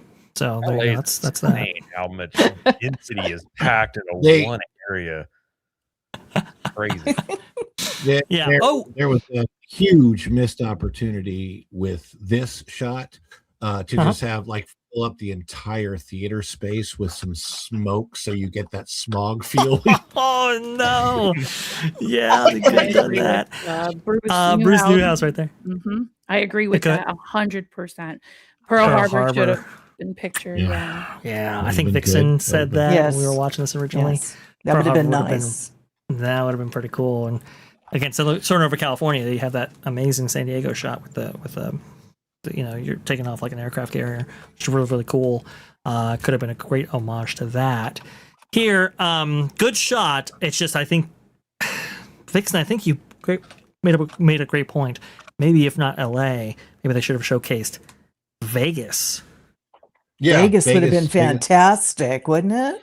The Strip at night. And it would have been it's iconic, and people would have known what it is. Like, really, like, you can't miss what Vegas is, right? Yeah, it would have instantly hit. It's like, oh, okay, this is another amazing landmark in the tapestry of our nation right there. Here, I don't mind this shot. I think it actually is a beautiful shot. The only problem is that we've seen LA before in Soarin', so I was kind of hoping that we'd get unique shots every single time. But c'est la vie. It's a beautiful shot, and the transition here obviously is that helicopter right there. Again, they're looking for something. Are they? Is this only in? Is this only in Epcot? Are they bringing this version to Disneyland or no? Yeah, they're bringing this version to Disneyland. Disneyland will have a different ending, obviously, to reflect the park it's in. Mm-hmm. But it is coming, and so. For California people, obviously, you do have a couple of call outs, which is interesting. The second California shot, and right next door, is obviously the Hollywood Hills. You can see that, and you can see the valley just beyond that, which is a very unique view. We don't really see that a lot in modern productions, modern pictures. We just see the Hollywood sign, but we don't actually see what's beyond it. So that's pretty cool. This valley also containing, Disney themselves, Universal, and so forth. So there you go. For California guys, pretty cool. I don't know necessarily how well these shots will do in Florida, but I suppose we will see. But Hollywood, okay, that one you can include. I think they would have been better off with Vegas on the previous shot, Hollywood in this shot, but so let me. And then we have a new version of the Epcot finale, this time with Spaceship Earth covered in the red, white, and blue. Ron, overall thoughts? You were the only one to witnessed this. So please go ahead. It was a little bit of a letdown, mostly in the sense that I thought where they missed the mark was like you talk about with Vegas. They should have highlighted more landmarks that we know of in the United States. I would have loved, obviously, Jared probably too, to see the St. Louis Arch as a landmark. St. Louis Arch, but other things, the Great Lakes, not maybe Niagara Falls, maybe some, they had Mount Rushmore, they had the Hollywood sign, the Washington Monument, but so much of it was focused on nature, which I love, but you don't really know where it is. Like, okay, Appalachia, Missouri, Louisiana, Florida. Is it Montana, Wyoming, or Alaska? Is it, and a cow field could have been anywhere. Like, it's so because it's called Soarin' Over America, I just wish it would have had more landmarks that said, hey, these are landmarks in the United States, and they're part of, maybe flown over the biggest ball of twine or that stupid thermometer in California, right? When you isn't that the world's largest thermometer when you drive from Vegas to LA? Yeah, something like that, right? Not necessarily those, but still, I mean, those are like those roadside attractions that are hilarious. But it's the nature. The nature is very, very pretty, very scenic. But doesn't necessarily denote that, hey, you are absolutely in the United States like this does. This obviously does. I don't know. It was, I will say this, even though I'm a big fan of Soarin' Around the World, the OG California, and I live in Florida, the OG California is still my favorite. Yeah. I think California is still my favorite as well. It's just, Jared, back me up here. When you see those real shots, when they, when you see Yosemite and you see those mountain climbers next to you right there, and you know that they were there for hours to set up that perfect shot, that perfect space right here. Even though you didn't go through that yourself, a lot of the effort reverberates on screen because that it's real, it's tangible. Like, you can feel all of that. It just gives you a different presence, different state of mind. And I think Jerry Goldsmith too. That music is so hard to beat. It just all works. Yeah, I mean, you're seeing a lot more of people wanting more in movies, even practical effects. Like, people are really kind of going back to like not wanting everything digital. And like, I haven't seen this one yet in person, but like on Soarin' Around the World, it's so jarring whenever Taj Mahal pops up because it's clear it looks like, PlayStation 4 graphics or something. You're just like, oh, and it just, I don't know, it kind of takes you out of it on something that's supposed to celebrate, like, especially talking about nature. Like, these are things that you're supposed to celebrate, but it's like, it could kind of get, I wish there was much more practical effects. Like, I get adding in the things for the transitions, like that's not a big deal. Like, that's kind of what Soarin's known for. But yeah, I mean, I'll wait to give a full judgment till I see like in person, but some of this stuff you can definitely tell is very CGI-esque. Yeah. And if you can tell it here, right? When it's blown up like that, that's going to be real bad. So that's why I was a little bit disappointed that some of these shots were so CGI, that they were so easily, the illusion was given up so easily. It just kind of takes you out of it, which is really, really sad. Obviously, the ending is very real because, of course, they shoot the fireworks off from the parking lot at Epcot. Yes. Absolutely. That's exactly where they. And I've always thought that was funny. It's perfect. Right around guess. What the heck? My question for Ron is, how did the pixels look on the screen? Did it look as bad as it looks right now? The Statue of Liberty was jarring. It was like, it literally, like you said, the PlayStation 4 thing. I mean, it is really jarring how fake the Statue of Liberty looks. I'm like, if you're going to go that fake, you might as well just put the darn Captain America shield in its hand and made it the one from Spider-Man 3 or whatever that was. It might as well, because it just, I've been to the Statue of Liberty, right? And look at it. It looks plastic. It doesn't even look like rock. It doesn't look like, I mean, or rather metal. I'm sorry, but it brass. Isn't it copper or what is it? Yeah, it's copper. Brass color. It should be a little bit different green. Yeah. So, it's really, really, What? like I said, This it's jarring how bad it is. I mean, it's like, why don't you go with, you don't have to have an ambitious shot like this. You could very easily have just a steady shot of the Statue of Liberty with the New York skyline in the background. I don't know why they did this whole swinging thing where it's like, okay, let's go do this really fast right here and swing you over the Statue of Liberty and showcase this. It's like, guys, and as somebody said in chat, it looks like it's oriented the wrong way. Yeah. That's So good. do you know how the music swells right there? You come up through the clouds, and usually that's when you're hearing the and then right when the music comes up, it's bum bum bum bum bum, right? Okay, so that is a perfect place for a slow shot. Like instead of going fast over the Statue of Liberty, when it's bum bum, like if her head You're were to so pop right about from this. the clouds, then you like just see the slow reveal of the fact that you're in front of the statue. And then rather than swing over it around her head and then see the skyline of New York, it would just been so bad. Like whoever shot this, they did not think it through. Maybe the shot really is not even CGI. Maybe it's AI. I mean, obviously CGI, but maybe it's that could have been an AI created shot. And the tracking on it's not good. AI today could probably create a better shot than that. And obviously there's no people I think people can still go up. Can they go up in the Statue of Liberty now? I don't know if they're allowed. They used to be allowed to. But they used to be allowed to. I think they might have stopped that recently. But because you can, but I don't know how high you can go. I mean, I was up there as a kid. So. To a certain point, right? Yeah. It's a shame. It's too thin. It doesn't look. I mean, even the dimensions of the statue aren't correct. It's just awful looking. And it doesn't track well either. If you follow it, especially along the arm and so forth, the way the camera moves in relation to it is not natural.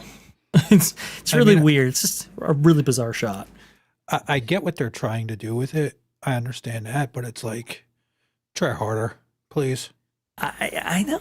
I was really looking forward to Soarin' Across America. I thought that was really, really cool. It's like, hey, you know what? They're doing something for America. This is going to be awesome. And Soarin' Around the World wasn't anybody's, I think, favorite. I think a lot of people considered Soarin' Over California to be the superior version. So in order to have another version out there, that was pretty cool. And again, as many people have said, this is, one of people's favorite attractions. Certainly mine as well. And so to see such a half-hearted effort in this, was a little bit disappointing, but c'est la vie, by the way. It's called a salute to all nations, but mostly America. With that sound right there, well, that just leads us to another addition this year to Walt Disney World's repertoire, or a portfolio of different attractions. This takes us to Disney's Hollywood Studios for the opening of Muppets Rockin' Roller Coaster. So I believe what is it? There was a limitation on reviews right there, the embargo. That's what I was thinking of. I think it was lifted was it last night or the night before? Anybody know?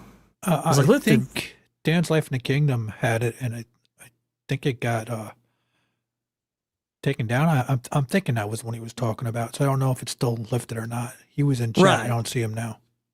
And so we do have our very first looks into this. We do have POVs. We have all kinds of stuff in order to go over. I thought that would be kind of cool for our 5,000 celebration right there, going over this attraction as well.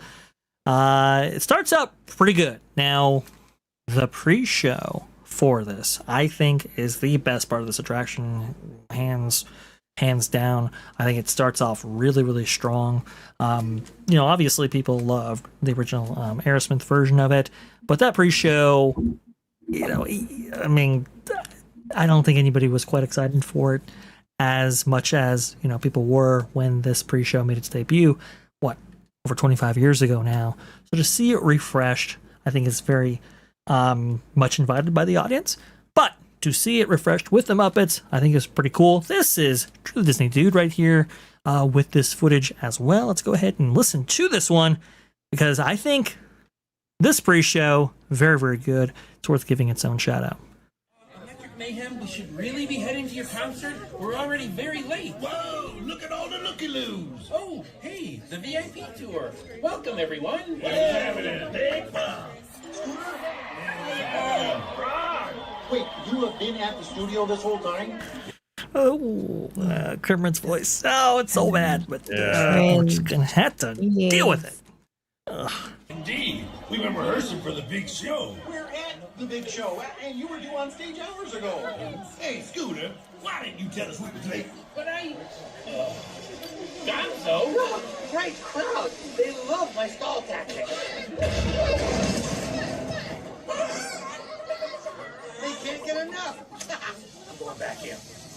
Now, apparently, that little video interlude right there, that's one of maybe 6 characters that could be on that screen at that time. So I think there's one with Swedish Chef. There's one with Sam Eagle.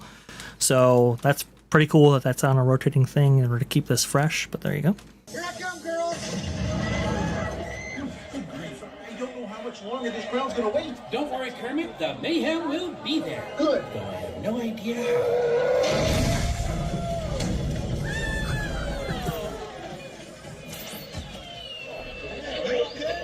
Dr. Honeydew. Oh, excuse us. Beaker and I were just testing the latest innovation from Muppet Labs, the lengthy immediate motion object. A limo. It's pronounced limo, actually. How fast can I get the band here? Factoring in the current traffic conditions. You got a minute and a half. Woo-hoo! Okay, who should get going? But what about all of them? You know how we feel about our band. Right now, how about backstage passes for everyone? Come on, gang. We got places to be and people to rock. Okay, well, there you go. That's the entire pre-show in its total length right there. There's a couple of Easter eggs on each end of this, but you can kind of see what this provides. Okay, the dialogue's a little fast, so the jokes don't necessarily have enough time, I think, to land appropriately, but there's a lot of references there, like a minute and a half, right? That's obviously a reference to Muppet Vision 3D, so that's cool to see. Also, too, the Scooter audio animatronic is really impressive. To the fact that they replicated the way that Puppeteer actually moves its hands within a puppet like that, and I think they videotaped it and mocapped it out so as to recreate that via audio animatronics technology. I think was really, really impressive, and honestly, it might be one of the most impressive audio animatronics I've seen from WDI, especially in its current era. But what do you guys think about that? I think I apologize, Vash, but our good friend Jared does have to go. I apologize for interrupting this show, but No Jared, problem at all. please tell the wonderful people out there where they can find you. Yeah, you got a minute and a half. No, go ahead. Yeah, sorry. You're good, Jared.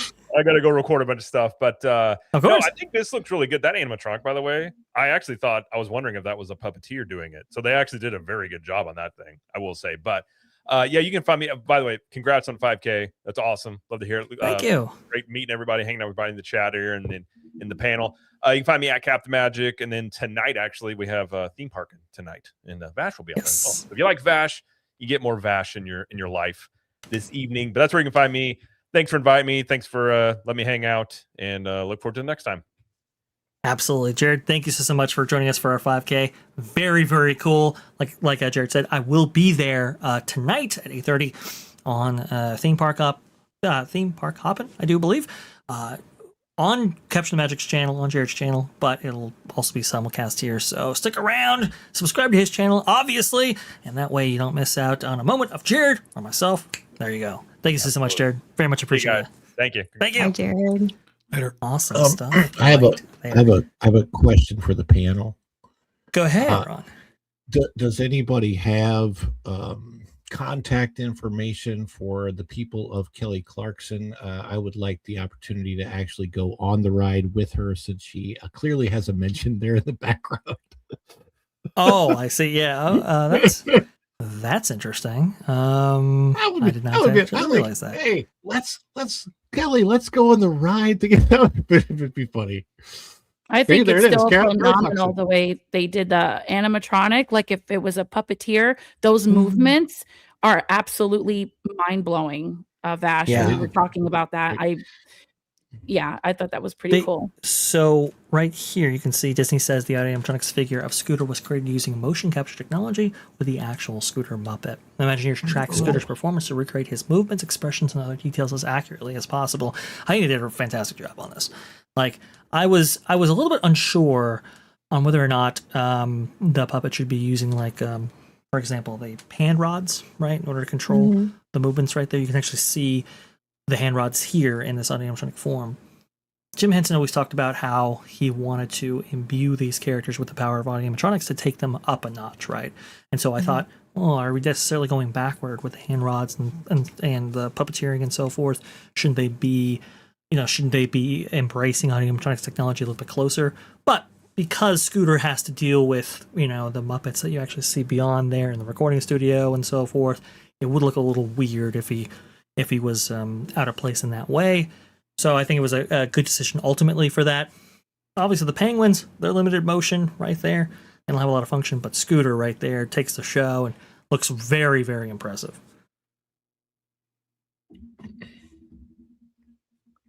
The other thing, too, is if you notice right here that screen behind there, mine's Scooter, I'm pretty sure this is B mode right here.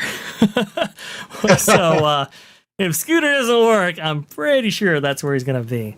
Obviously, when you zoom in, you can see the guitar there, the famous, what is it? It's supposed to be a Gibson Les Paul, but it's not. It's an Epiphone. But that was the guitar that the cast members used to hand over to the band on their way out. Is that right? I think so. We have a visitor, and if you'd like, I can bring him on stage. Absolutely. Let's go ahead and bring on this person right here. Obviously, huge supporter of this channel. Trust me, I've been interfacing with this guy for a while here, and he is definitely part of this channel's unbelievable success. Give it up for Orange Grove 55. What's going on, good sir? How you doing? I'm doing fantastic. I want to congratulate you 5,000, and actually not just 5,000, but you're this close from 6,000, brother. We're very close, surprisingly close there. OG, thank you so much for coming on. Fantastic that you join us here. Now, I'm theme park casual, obviously, too. Oh, yeah. Thank you so much for coming on right there. I meant to send out invites to theme park casual and Berry Place 28. I unfortunately ran out of time before the show, so that's the only reason why. But hey, maybe we can get them on here for the 10K and so forth. Have a real big celebration once again. OG, what'd you feel about this this Muppets attraction, or I should say Muppets pre-show? I think, look, Rock and Roller Coaster. I have fond memories of it when I was a kid. Right, I think I went originally when I was 12 years old. Right, actually around the time that it opened, felt fresh, felt new, felt hip, felt like very, very cool. And then obviously as the years wear on, it's kind of like, okay, let's get us to the other side here, and so we can get on the coaster itself. Here, I think, is a really big show-stopping moment. I think that a lot of the resources were poured into this attraction, into this very scene right here. I think it paid off. What do you think? I 100% agree. I think this was a very, very successful overlay or retheme. I love the animatronics. I love the fact that, look, we lost our Muppet vision, but we gained another attraction utilizing these amazing characters. I mean, they are absolutely a global treasure. So I am really happy to see that they found a new home. And I think they really did a great job. And honestly, even that animation courtyard looks fantastic. I mean, you wouldn't even recognize it. So I think these two projects, the Muppet Rock and Roller Coaster, as well as that animation courtyard, I think they absolutely hit a home run. So well done all around. And yeah, man, honestly, I'm very optimistic about some of these other projects going forward now, if these are crushing it like they are. So I'm cautiously optimistic about what's coming around the bend for Disney World and even Disneyland Resort. Another thing too that I find very interesting about this Muppet thing is that this is a Disney IP. They don't have to pay licensing fees anymore for the Aerosmith stuff. So that was kind of a smart decision on their part, I think. This is an in-house thing now, so. Well, they've been wanting to get that for a while. Yes. Obviously, it's like, how long is this relationship really going to last here? Okay. I'm very glad this did not end up being the Hannah Montana thing that it was being talked about a few years ago. Anybody remember that rumor? Oh, thank No, God. I remember don't. Jonas Brothers back I in the thought day as well. I remember the rumor for Queen taking over. Well, and It then of would have course been cool. Powerline was also talked about, but I think they got a home run with the Muppets because that especially the way they've done this pre-show, it at least gives you that feel, and of course you're there with the Muppets, so it gives you a little bit more of a feel that they still do have a somewhat of a reverence for Jim Henson and his Muppets. After getting rid of the former Muppet Courtyard area, and it also gives them the opportunity to see how is this going to be received by the audience going forward. If this is very well received going forward, they have the opportunity behind both Tower of Terror, behind Rock and Roller Coaster, to take that area and make it into a new Muppets Courtyard, or it doesn't have to be the same, as the old one was. That's what I think Pro mentioned that a couple of times, how he would like to see the villains show like removed in that building, repurposed for that. But honestly, for what it's worth, in the short amount of time that they did this, they did a pretty good job. What would really sell me, and they can have my money, is if they put Sweetums outside of the attraction and you could do like a meet and greet periodically.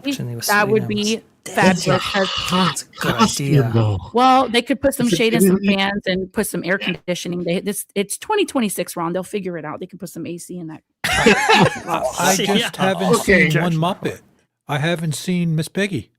I know. So Miss Piggy is missing from this. So Exactly, they can't Tom. seem to nail the voices of Kermit the Frog and Miss Piggy. If you've noticed that Hollywood Studios, specifically during the holidays when they have those live entertainment shows, there is a segment where Kermit and Miss Piggy come out and they do their thing, and there's puppeteers, but the voices are just not nailing it. And I think that they were afraid to add that element on this ride because they know the backlash that they would get for it. That's my opinion. There's a backlash with Matt Vogel, but that's nothing. Well, another thing that I want to bring up too, and I don't know, and I'm sorry if I missed this already, but like one of my critiques about this overlay, and it has nothing to do with the actual execution, because I think the execution spot on, right? Perfect.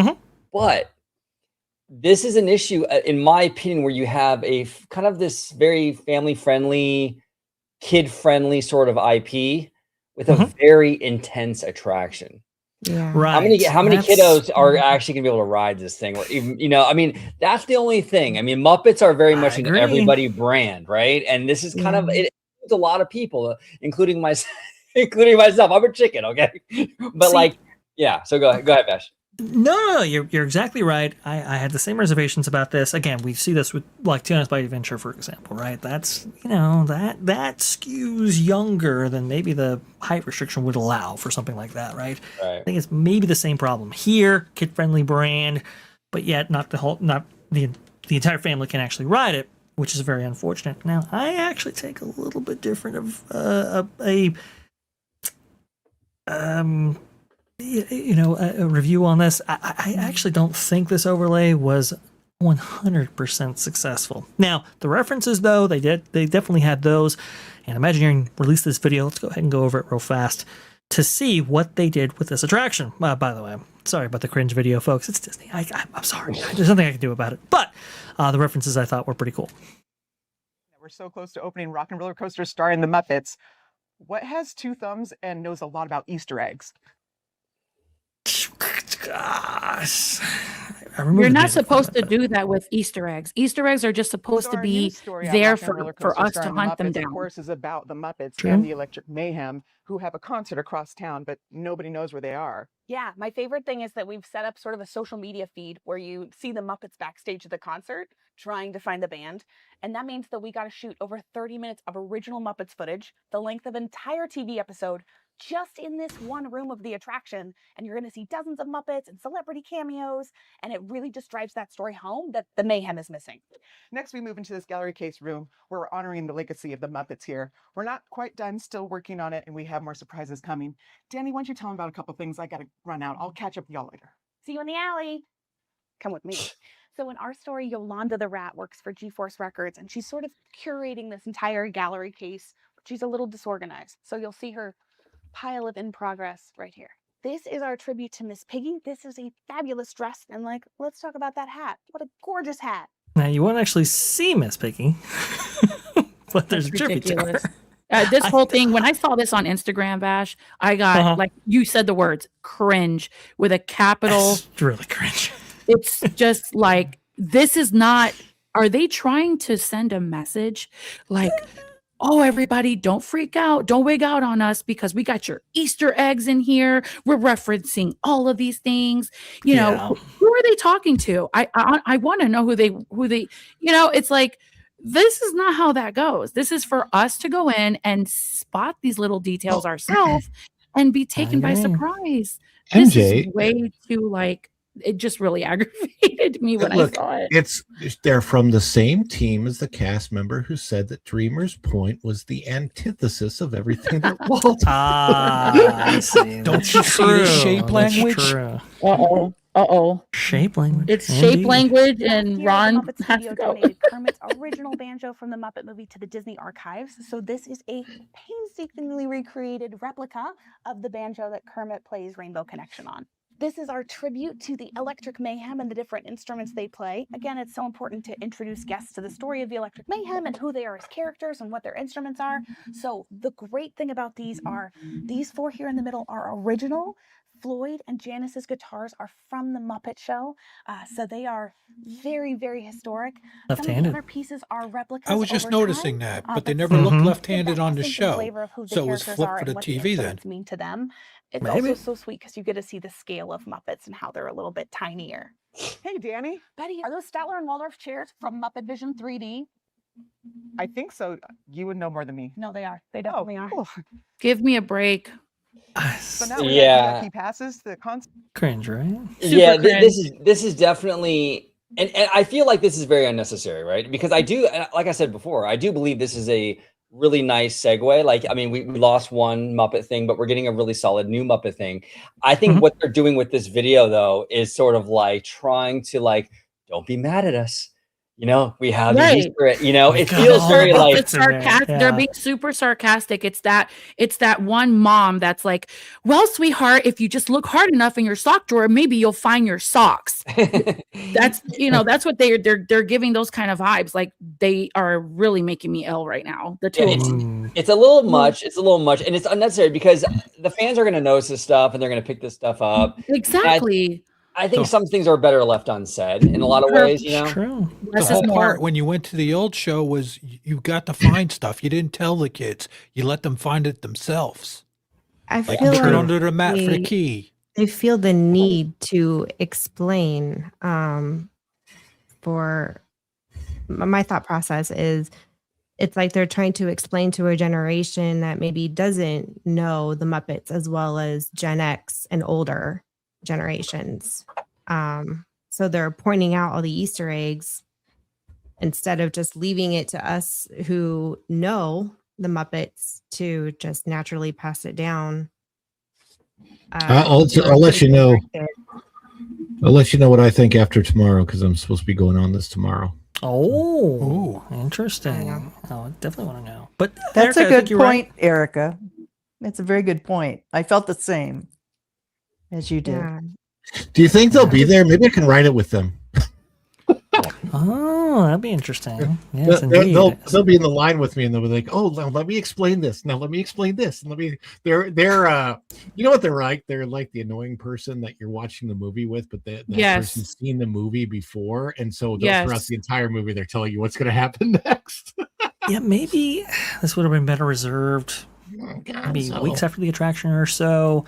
Obviously, before the attraction's actually open, maybe that's one of the things that you're saying too, Ron. Like, calling out the magic trick before the actual show opens. Maybe not the best timing there.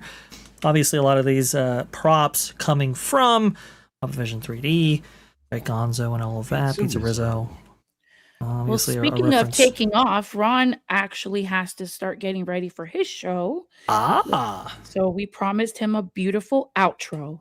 Absolutely. Ron, we're going to be connecting to your show in just about 20 minutes or so.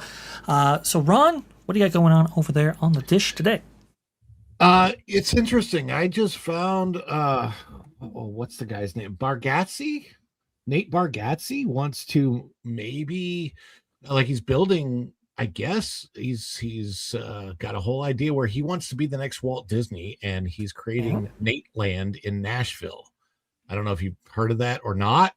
I did hear about that. Yeah, in Tennessee. Yeah, so I'm reading about it today. I don't know if it's going to be like an Opryland 2.0 or if it's going to be his whole new creation, but he did a video at, where he was at, I think, Opry Mills Mall. So I don't know. We're going to dive into it and take a look at that, among other, theme park and pop culture news. We might talk a little bit about Mando, maybe not. I don't know.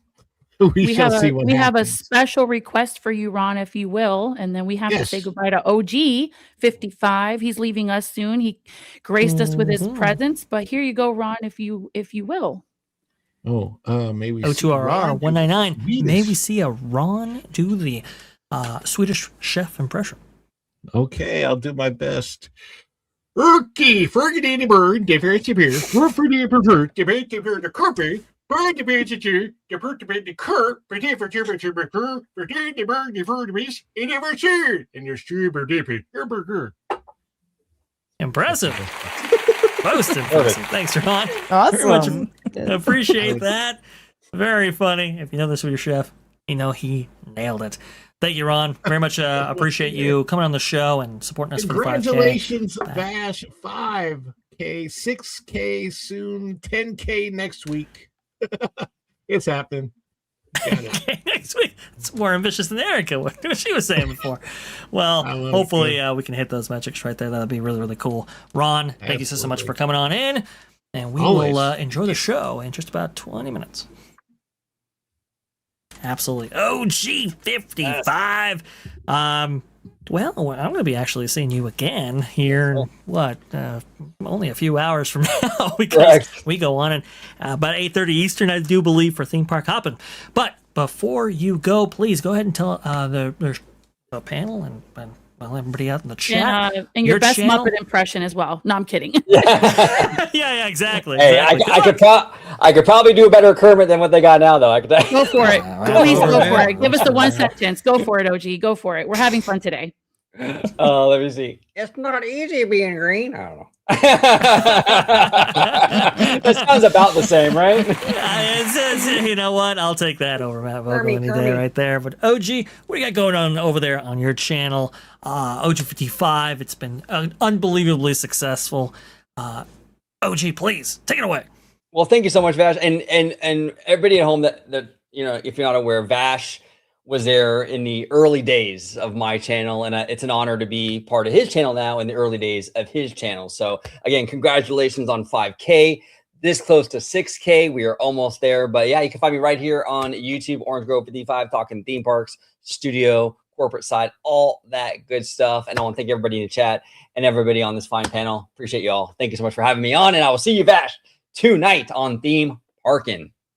Absolutely. Cannot wait. That's going to be super, super cool. Thank you so much, OG, for that. Can't wait to see you, Jared, and whoever else we have on there tonight. Absolutely. Thank you. Awesome stuff. OG's the best. He is absolutely fantastic. A huge supporter of this channel. And you know what? It is pretty cool to do stuff with him. Bash will hit 10K by the end of summer.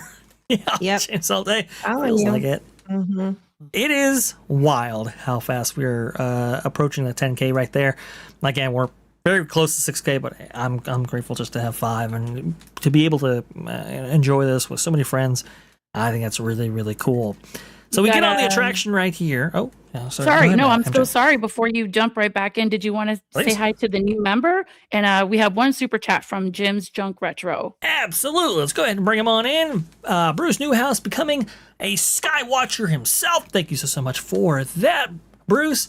Very much appreciate you, and welcome on board again. Vash and Vixen every single Saturday at 3 p.m. Eastern from your membership. Jim Junk Retro donating $5. Thank you so much. Can we just let Disney have this win, please? Because this appears to be the best overlay since Haunted Mansion Holiday. Also, congratulations, Vash. Look, okay. Let me go ahead and provide some nuance here, Jim. This overlay, right? Fortunately, it is better than Rock and Roller Coaster with Aerosmith. I think objectively I can say that. The pre-show is absolutely fantastic. I do like the Muppet references, even though sadly some of those things you see the Muppet mobile apps and you think, man, we're never going to get that again. It's just going to be here. It's a little sad. Muppet Vision 3D, of course, there's some references there that obviously underscore the lack of the lack of possibility for Muppet Vision 3D to be restored. Those things being said, though, I would expect an attraction that's 25 years old, when it is overlaid, that it be a better version than what the Imagineers achieved all that time ago. I do have some issues with it, not over what it is, but necessarily what it could be. Because I think in the coaster age now, obviously we have some very, very high quality experiences in the form of Velocicoaster, for example, Cosmic Rewind from Disney themselves, Fast and Furious is coming out. And so when I see what they did here, which is, okay, we're going to go ahead and take the trains, coaster trains that have existed for a little over 25 years now, and just kind of paint them over, switch out the soundtrack and call it a day. I don't know. I think that they could have gone farther. I would have loved to have seen some new trains with some new restraints, right? Because, the track is still a 25-year-old track. It's still got some head knockers there.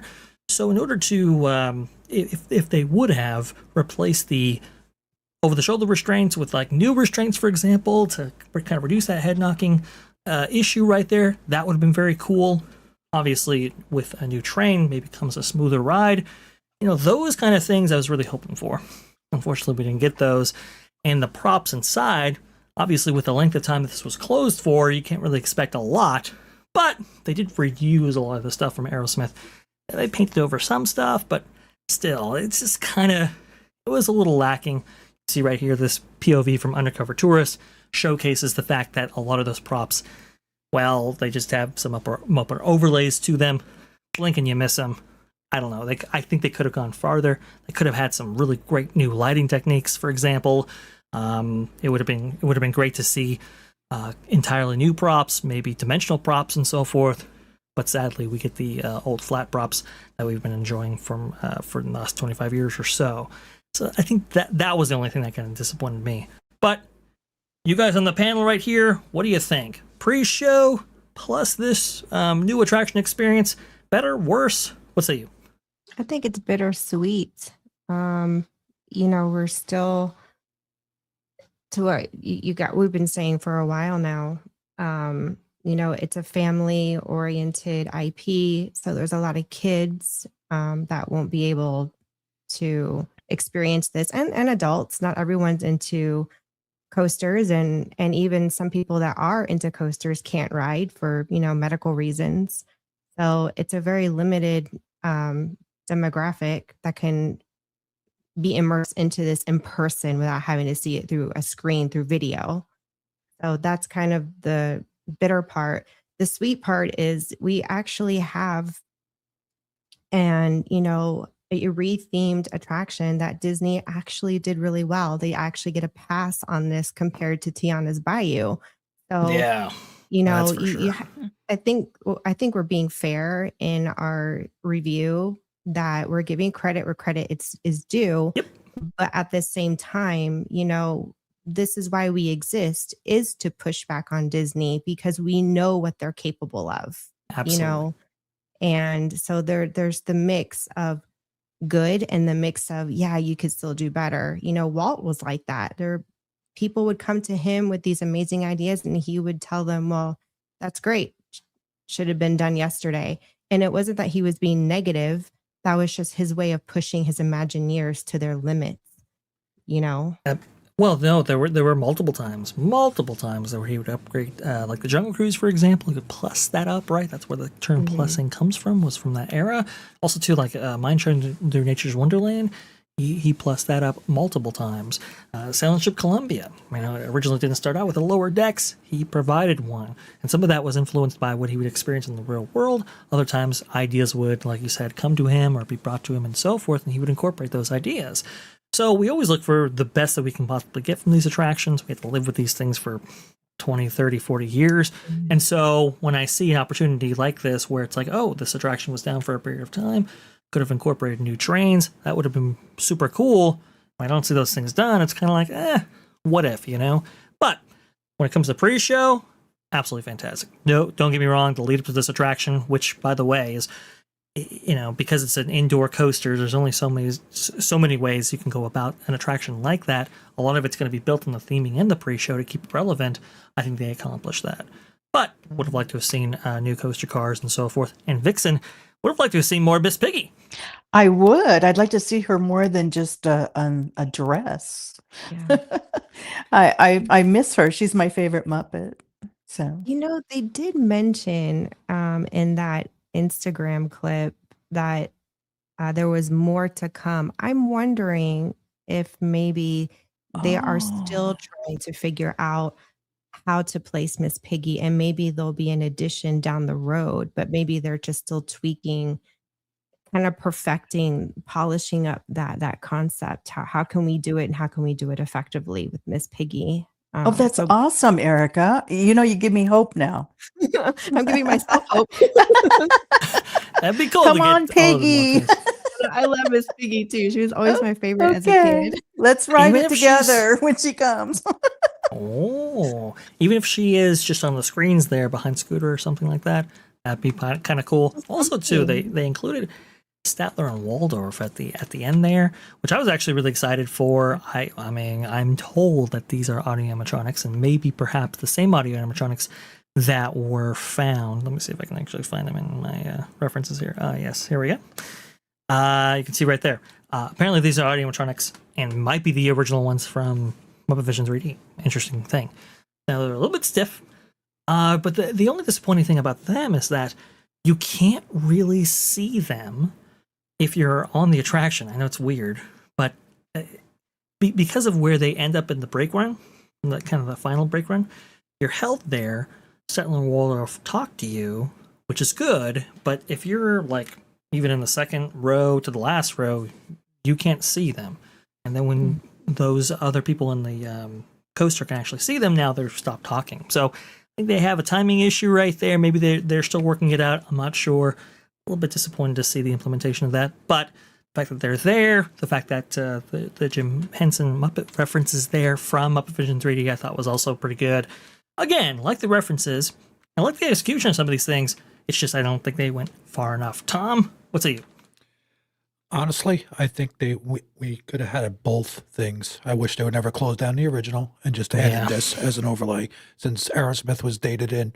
Yeah, I'm a musician. I'll say it. They're still not as popular as they used to be. They had to pay royalties probably, or a contract ended. Who knew? Who knows? But what they did in seeing Jim Henson's Muppet thing there is kind of like, kills me. I know. Like a memorial. Yeah, it's like, oh man, you know, they did what they did. They took it down. I like what they did with most of it. I agree with you on the ride vehicles. They could have went a little bit more different with it. And watching those videos again, I can't believe I missed that they are actually playing left-handed guitars and basses. I was surprised by that. Yeah, left-handed. You know, it never smacked me. What? You know, but that's, yeah. As guitarists who play instruments, Tom and I know how rare it is to see even one left-handed guitar player, much less two. So I got a friend, like... I just bought him a left-handed guitar for his last birthday. And it was a pain in the butt to get the right type. I know. Yeah. So seeing the Muppets play it is a kick. It's a kick for sure. I've worked on it before. I was an aspiring luthier back in the day, and it's weird working on them because it's like everything's backwards. Everything's backwards, especially when you're trying to set intonation and you start doing it and you're looking at the strings and it's just like fundamentally backwards and you're looking at it going, wait, what am I doing here? It throws you for a loop. It's really interesting. So I thought that was quite interesting. Cool that the actual instruments were on display though. That's pretty fun. The references are pretty fun. So here's overall, the thing, Vash. Okay. I am left-handed, but I play righty. See, a lot of people do. That's why it's rare to have left-handed instrument players, because even if people are left-handed, they usually go right because it's just a lot easier, which it is. Fine stuff. If you're looking for gear and all that. But there you go. There's Muppet Vision. Or, I'm sorry, not Muppet Vision. The successor to Muppet Vision, I suppose. Muppets Rock and Roller Coaster right there. I promised James all day that I would talk about the new president right here. I want to go ahead and go into a deep dive of him, but unfortunately I don't quite have enough time. I want to go ahead and leave some room for our panelists in order to give them proper outros. I'll say this, James all day, in order to preview what I'm going to be talking about tomorrow. I am very excited about the future of Walt Disney World under Joe Scott. Looking into his bio and so forth, we'll talk about that more tomorrow. When we go into it in deeper coverage. But looking at his career, he's been there for 40 years, even longer than Jeff Valley. He started out as a Jungle Cruise skipper, worked his way up into management, and has led a lot of resorts internationally through some pretty big expansions. So I'm very hopeful that he's going to be able to do the same magic here in Walt Disney World, that is, that he was able to accomplish in places like Tokyo, Paris, and even Shanghai. Very excited about it, but we'll go ahead and get into that in much more detail tomorrow. That's going to be at, I think, 6:30 Eastern. We're going to go ahead and provide that additional 30 minutes in order to cover more stories for you. That should be a really, really fun show. Definitely check us out. And Theme Park Hoppin' tonight at about 8:30 Eastern there. Jared's always a little bit late. I don't mean to call him out, but I know he's got the kiddos there and everything like that. Just know, if you're waiting a little bit, just hold on. We'll be starting up that show momentarily. All right, Erika, what do you got going on over there at Erika and Raph? You're doing some amazing work over there as well with Brood Banter and everything like that. Please go ahead and let us know what you have coming up for us over there. So we had to change our times because we've moved. We moved from Germany to Texas now. So we're actually way in the far west, almost like east. We're in El Paso. So we had to change our time so Raph could join us for Brood Banter. So our streams are now still on Fridays, but 5 p.m. Mountain Time, which is 7 p.m. Eastern Time. Yeah. So I know it's kind of mid-evening for folks on the East, but that's the best we could do right now with Raph's work schedule. And we're still brewing and bantering. Last week, we talked a lot about our move, the transition, and we're still kind of going through the typical roller coaster of emotions that comes with a PCS that we call in the DoD and military. Mm-hmm. So, but yeah, I don't know what we're going to talk about this Friday. I actually have been looking to see where we are going to sit in terms of theme park passes and theme park goers. The world is at our fingertips now that we're back stateside. So we're excited to start planning for Universal and Disney. We've got, Memorial Day's this weekend, so I doubt we'll fly anywhere last minute. But, sure, we've got the fall months just around the corner. Thanksgiving technically is just around the corner. I mean, when you're planning for stuff like this, you start planning now. So I'm kind of in pre-planning mode and trying to get our ducks in a row. Where do we sit now financially in this transition with the theme parks and annual passes? What is the best option? And so I kind of want to talk about that a little bit on Friday, just to kind of revisit tickets and the affordability, because we're no longer going to be Florida residents. So that's hitting hard for me. I think out of the three of us, it's hitting me the hardest. Well, the good thing is that you're in the middle of the country now, and the world is your oyster. You can go to Florida if you would like, but also that affords you access to the California theme parks as well. So there's a whole bunch of places you can go. So don't feel too bad. At least you're next to some really amazing stuff in your neck of the woods. And, hop, skip, and jump away. You can get yourself some amazing theme park options as well. But Hanging with Erika and Raph is the channel right there. You definitely want to go ahead and check it out. Brood Banter every single Friday. I think it's a really, really fun show. Definitely subscribe. The links are going to be in the chat and in the description as well. Also, too, we have Tom F. here with us. Tom, what got going on over there at DJ Magnifi? I dropped a new video for a song I did, Tears of a Man. Check it out. Like some feedback. It's kind of a tearjerker. It'll hit some people hard, but I've been working on more stuff like that and more to come. And probably a rocket launch tomorrow morning at like 6:45, I think. I got to check it. It's hard to keep track. Yeah, I know you record those, and I know you like. I might do that live. It depends. It depends on if I get out of bed at time. That's cool. Well, Tom, if you do, that'll be a really cool viewing right there. Definitely subscribe. When Tom does go live, he's got some great music on his channel as well. I like his tunes and I like him so much. Well, you can hear him all over Vash Sky ParkCast. That 5,000, Tom, wouldn't be possible without you. We also have Vixen as well, who joins us every single Saturday at 3 p.m. Eastern for members only content right there. Vash and Vixen. I think this week, Vixen. What are we doing this week? I don't know. What are we doing, Vash? We have to decide. We do have to decide. I'm a little bit late on this. Hawaii came very, very easy to us because yes, it did. We were going over so much of that. Which, by the way, folks, if you don't know, we did go over Disney's history of Polynesia. That was a pretty cool thing right there. That is for sure. But this week, I don't quite know what we're going to do. We'll have to get our thinking caps on and think of something. Yes. Yeah. But there is an amazing site you can go to follow Vixen herself. VixenSky.com has all our social media there for sure. Also to her YouTube channel is provided by MJ in the description as well. Vixen, anything that we should know about in your neck of the woods regarding your social media? Oh, yes. I'm doing pretty well in the Instagram. I have 100 followers. And so if you're on Instagram, come on over and follow me. Also on X and also on TikTok. And I would love to chat with you. And I look forward to seeing all the Sky Watchers on Saturday. So yes.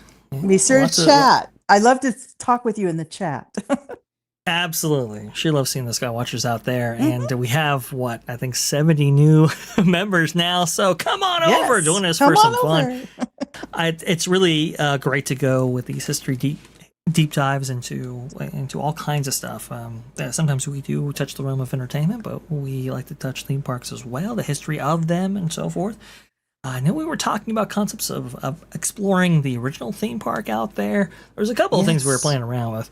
Maybe I'll put it up to a poll and have our viewers decide there. That might be pretty fun as well. But definitely check out VixenSky.com where you can get access to Vixen herself. Magical MJ also too with us.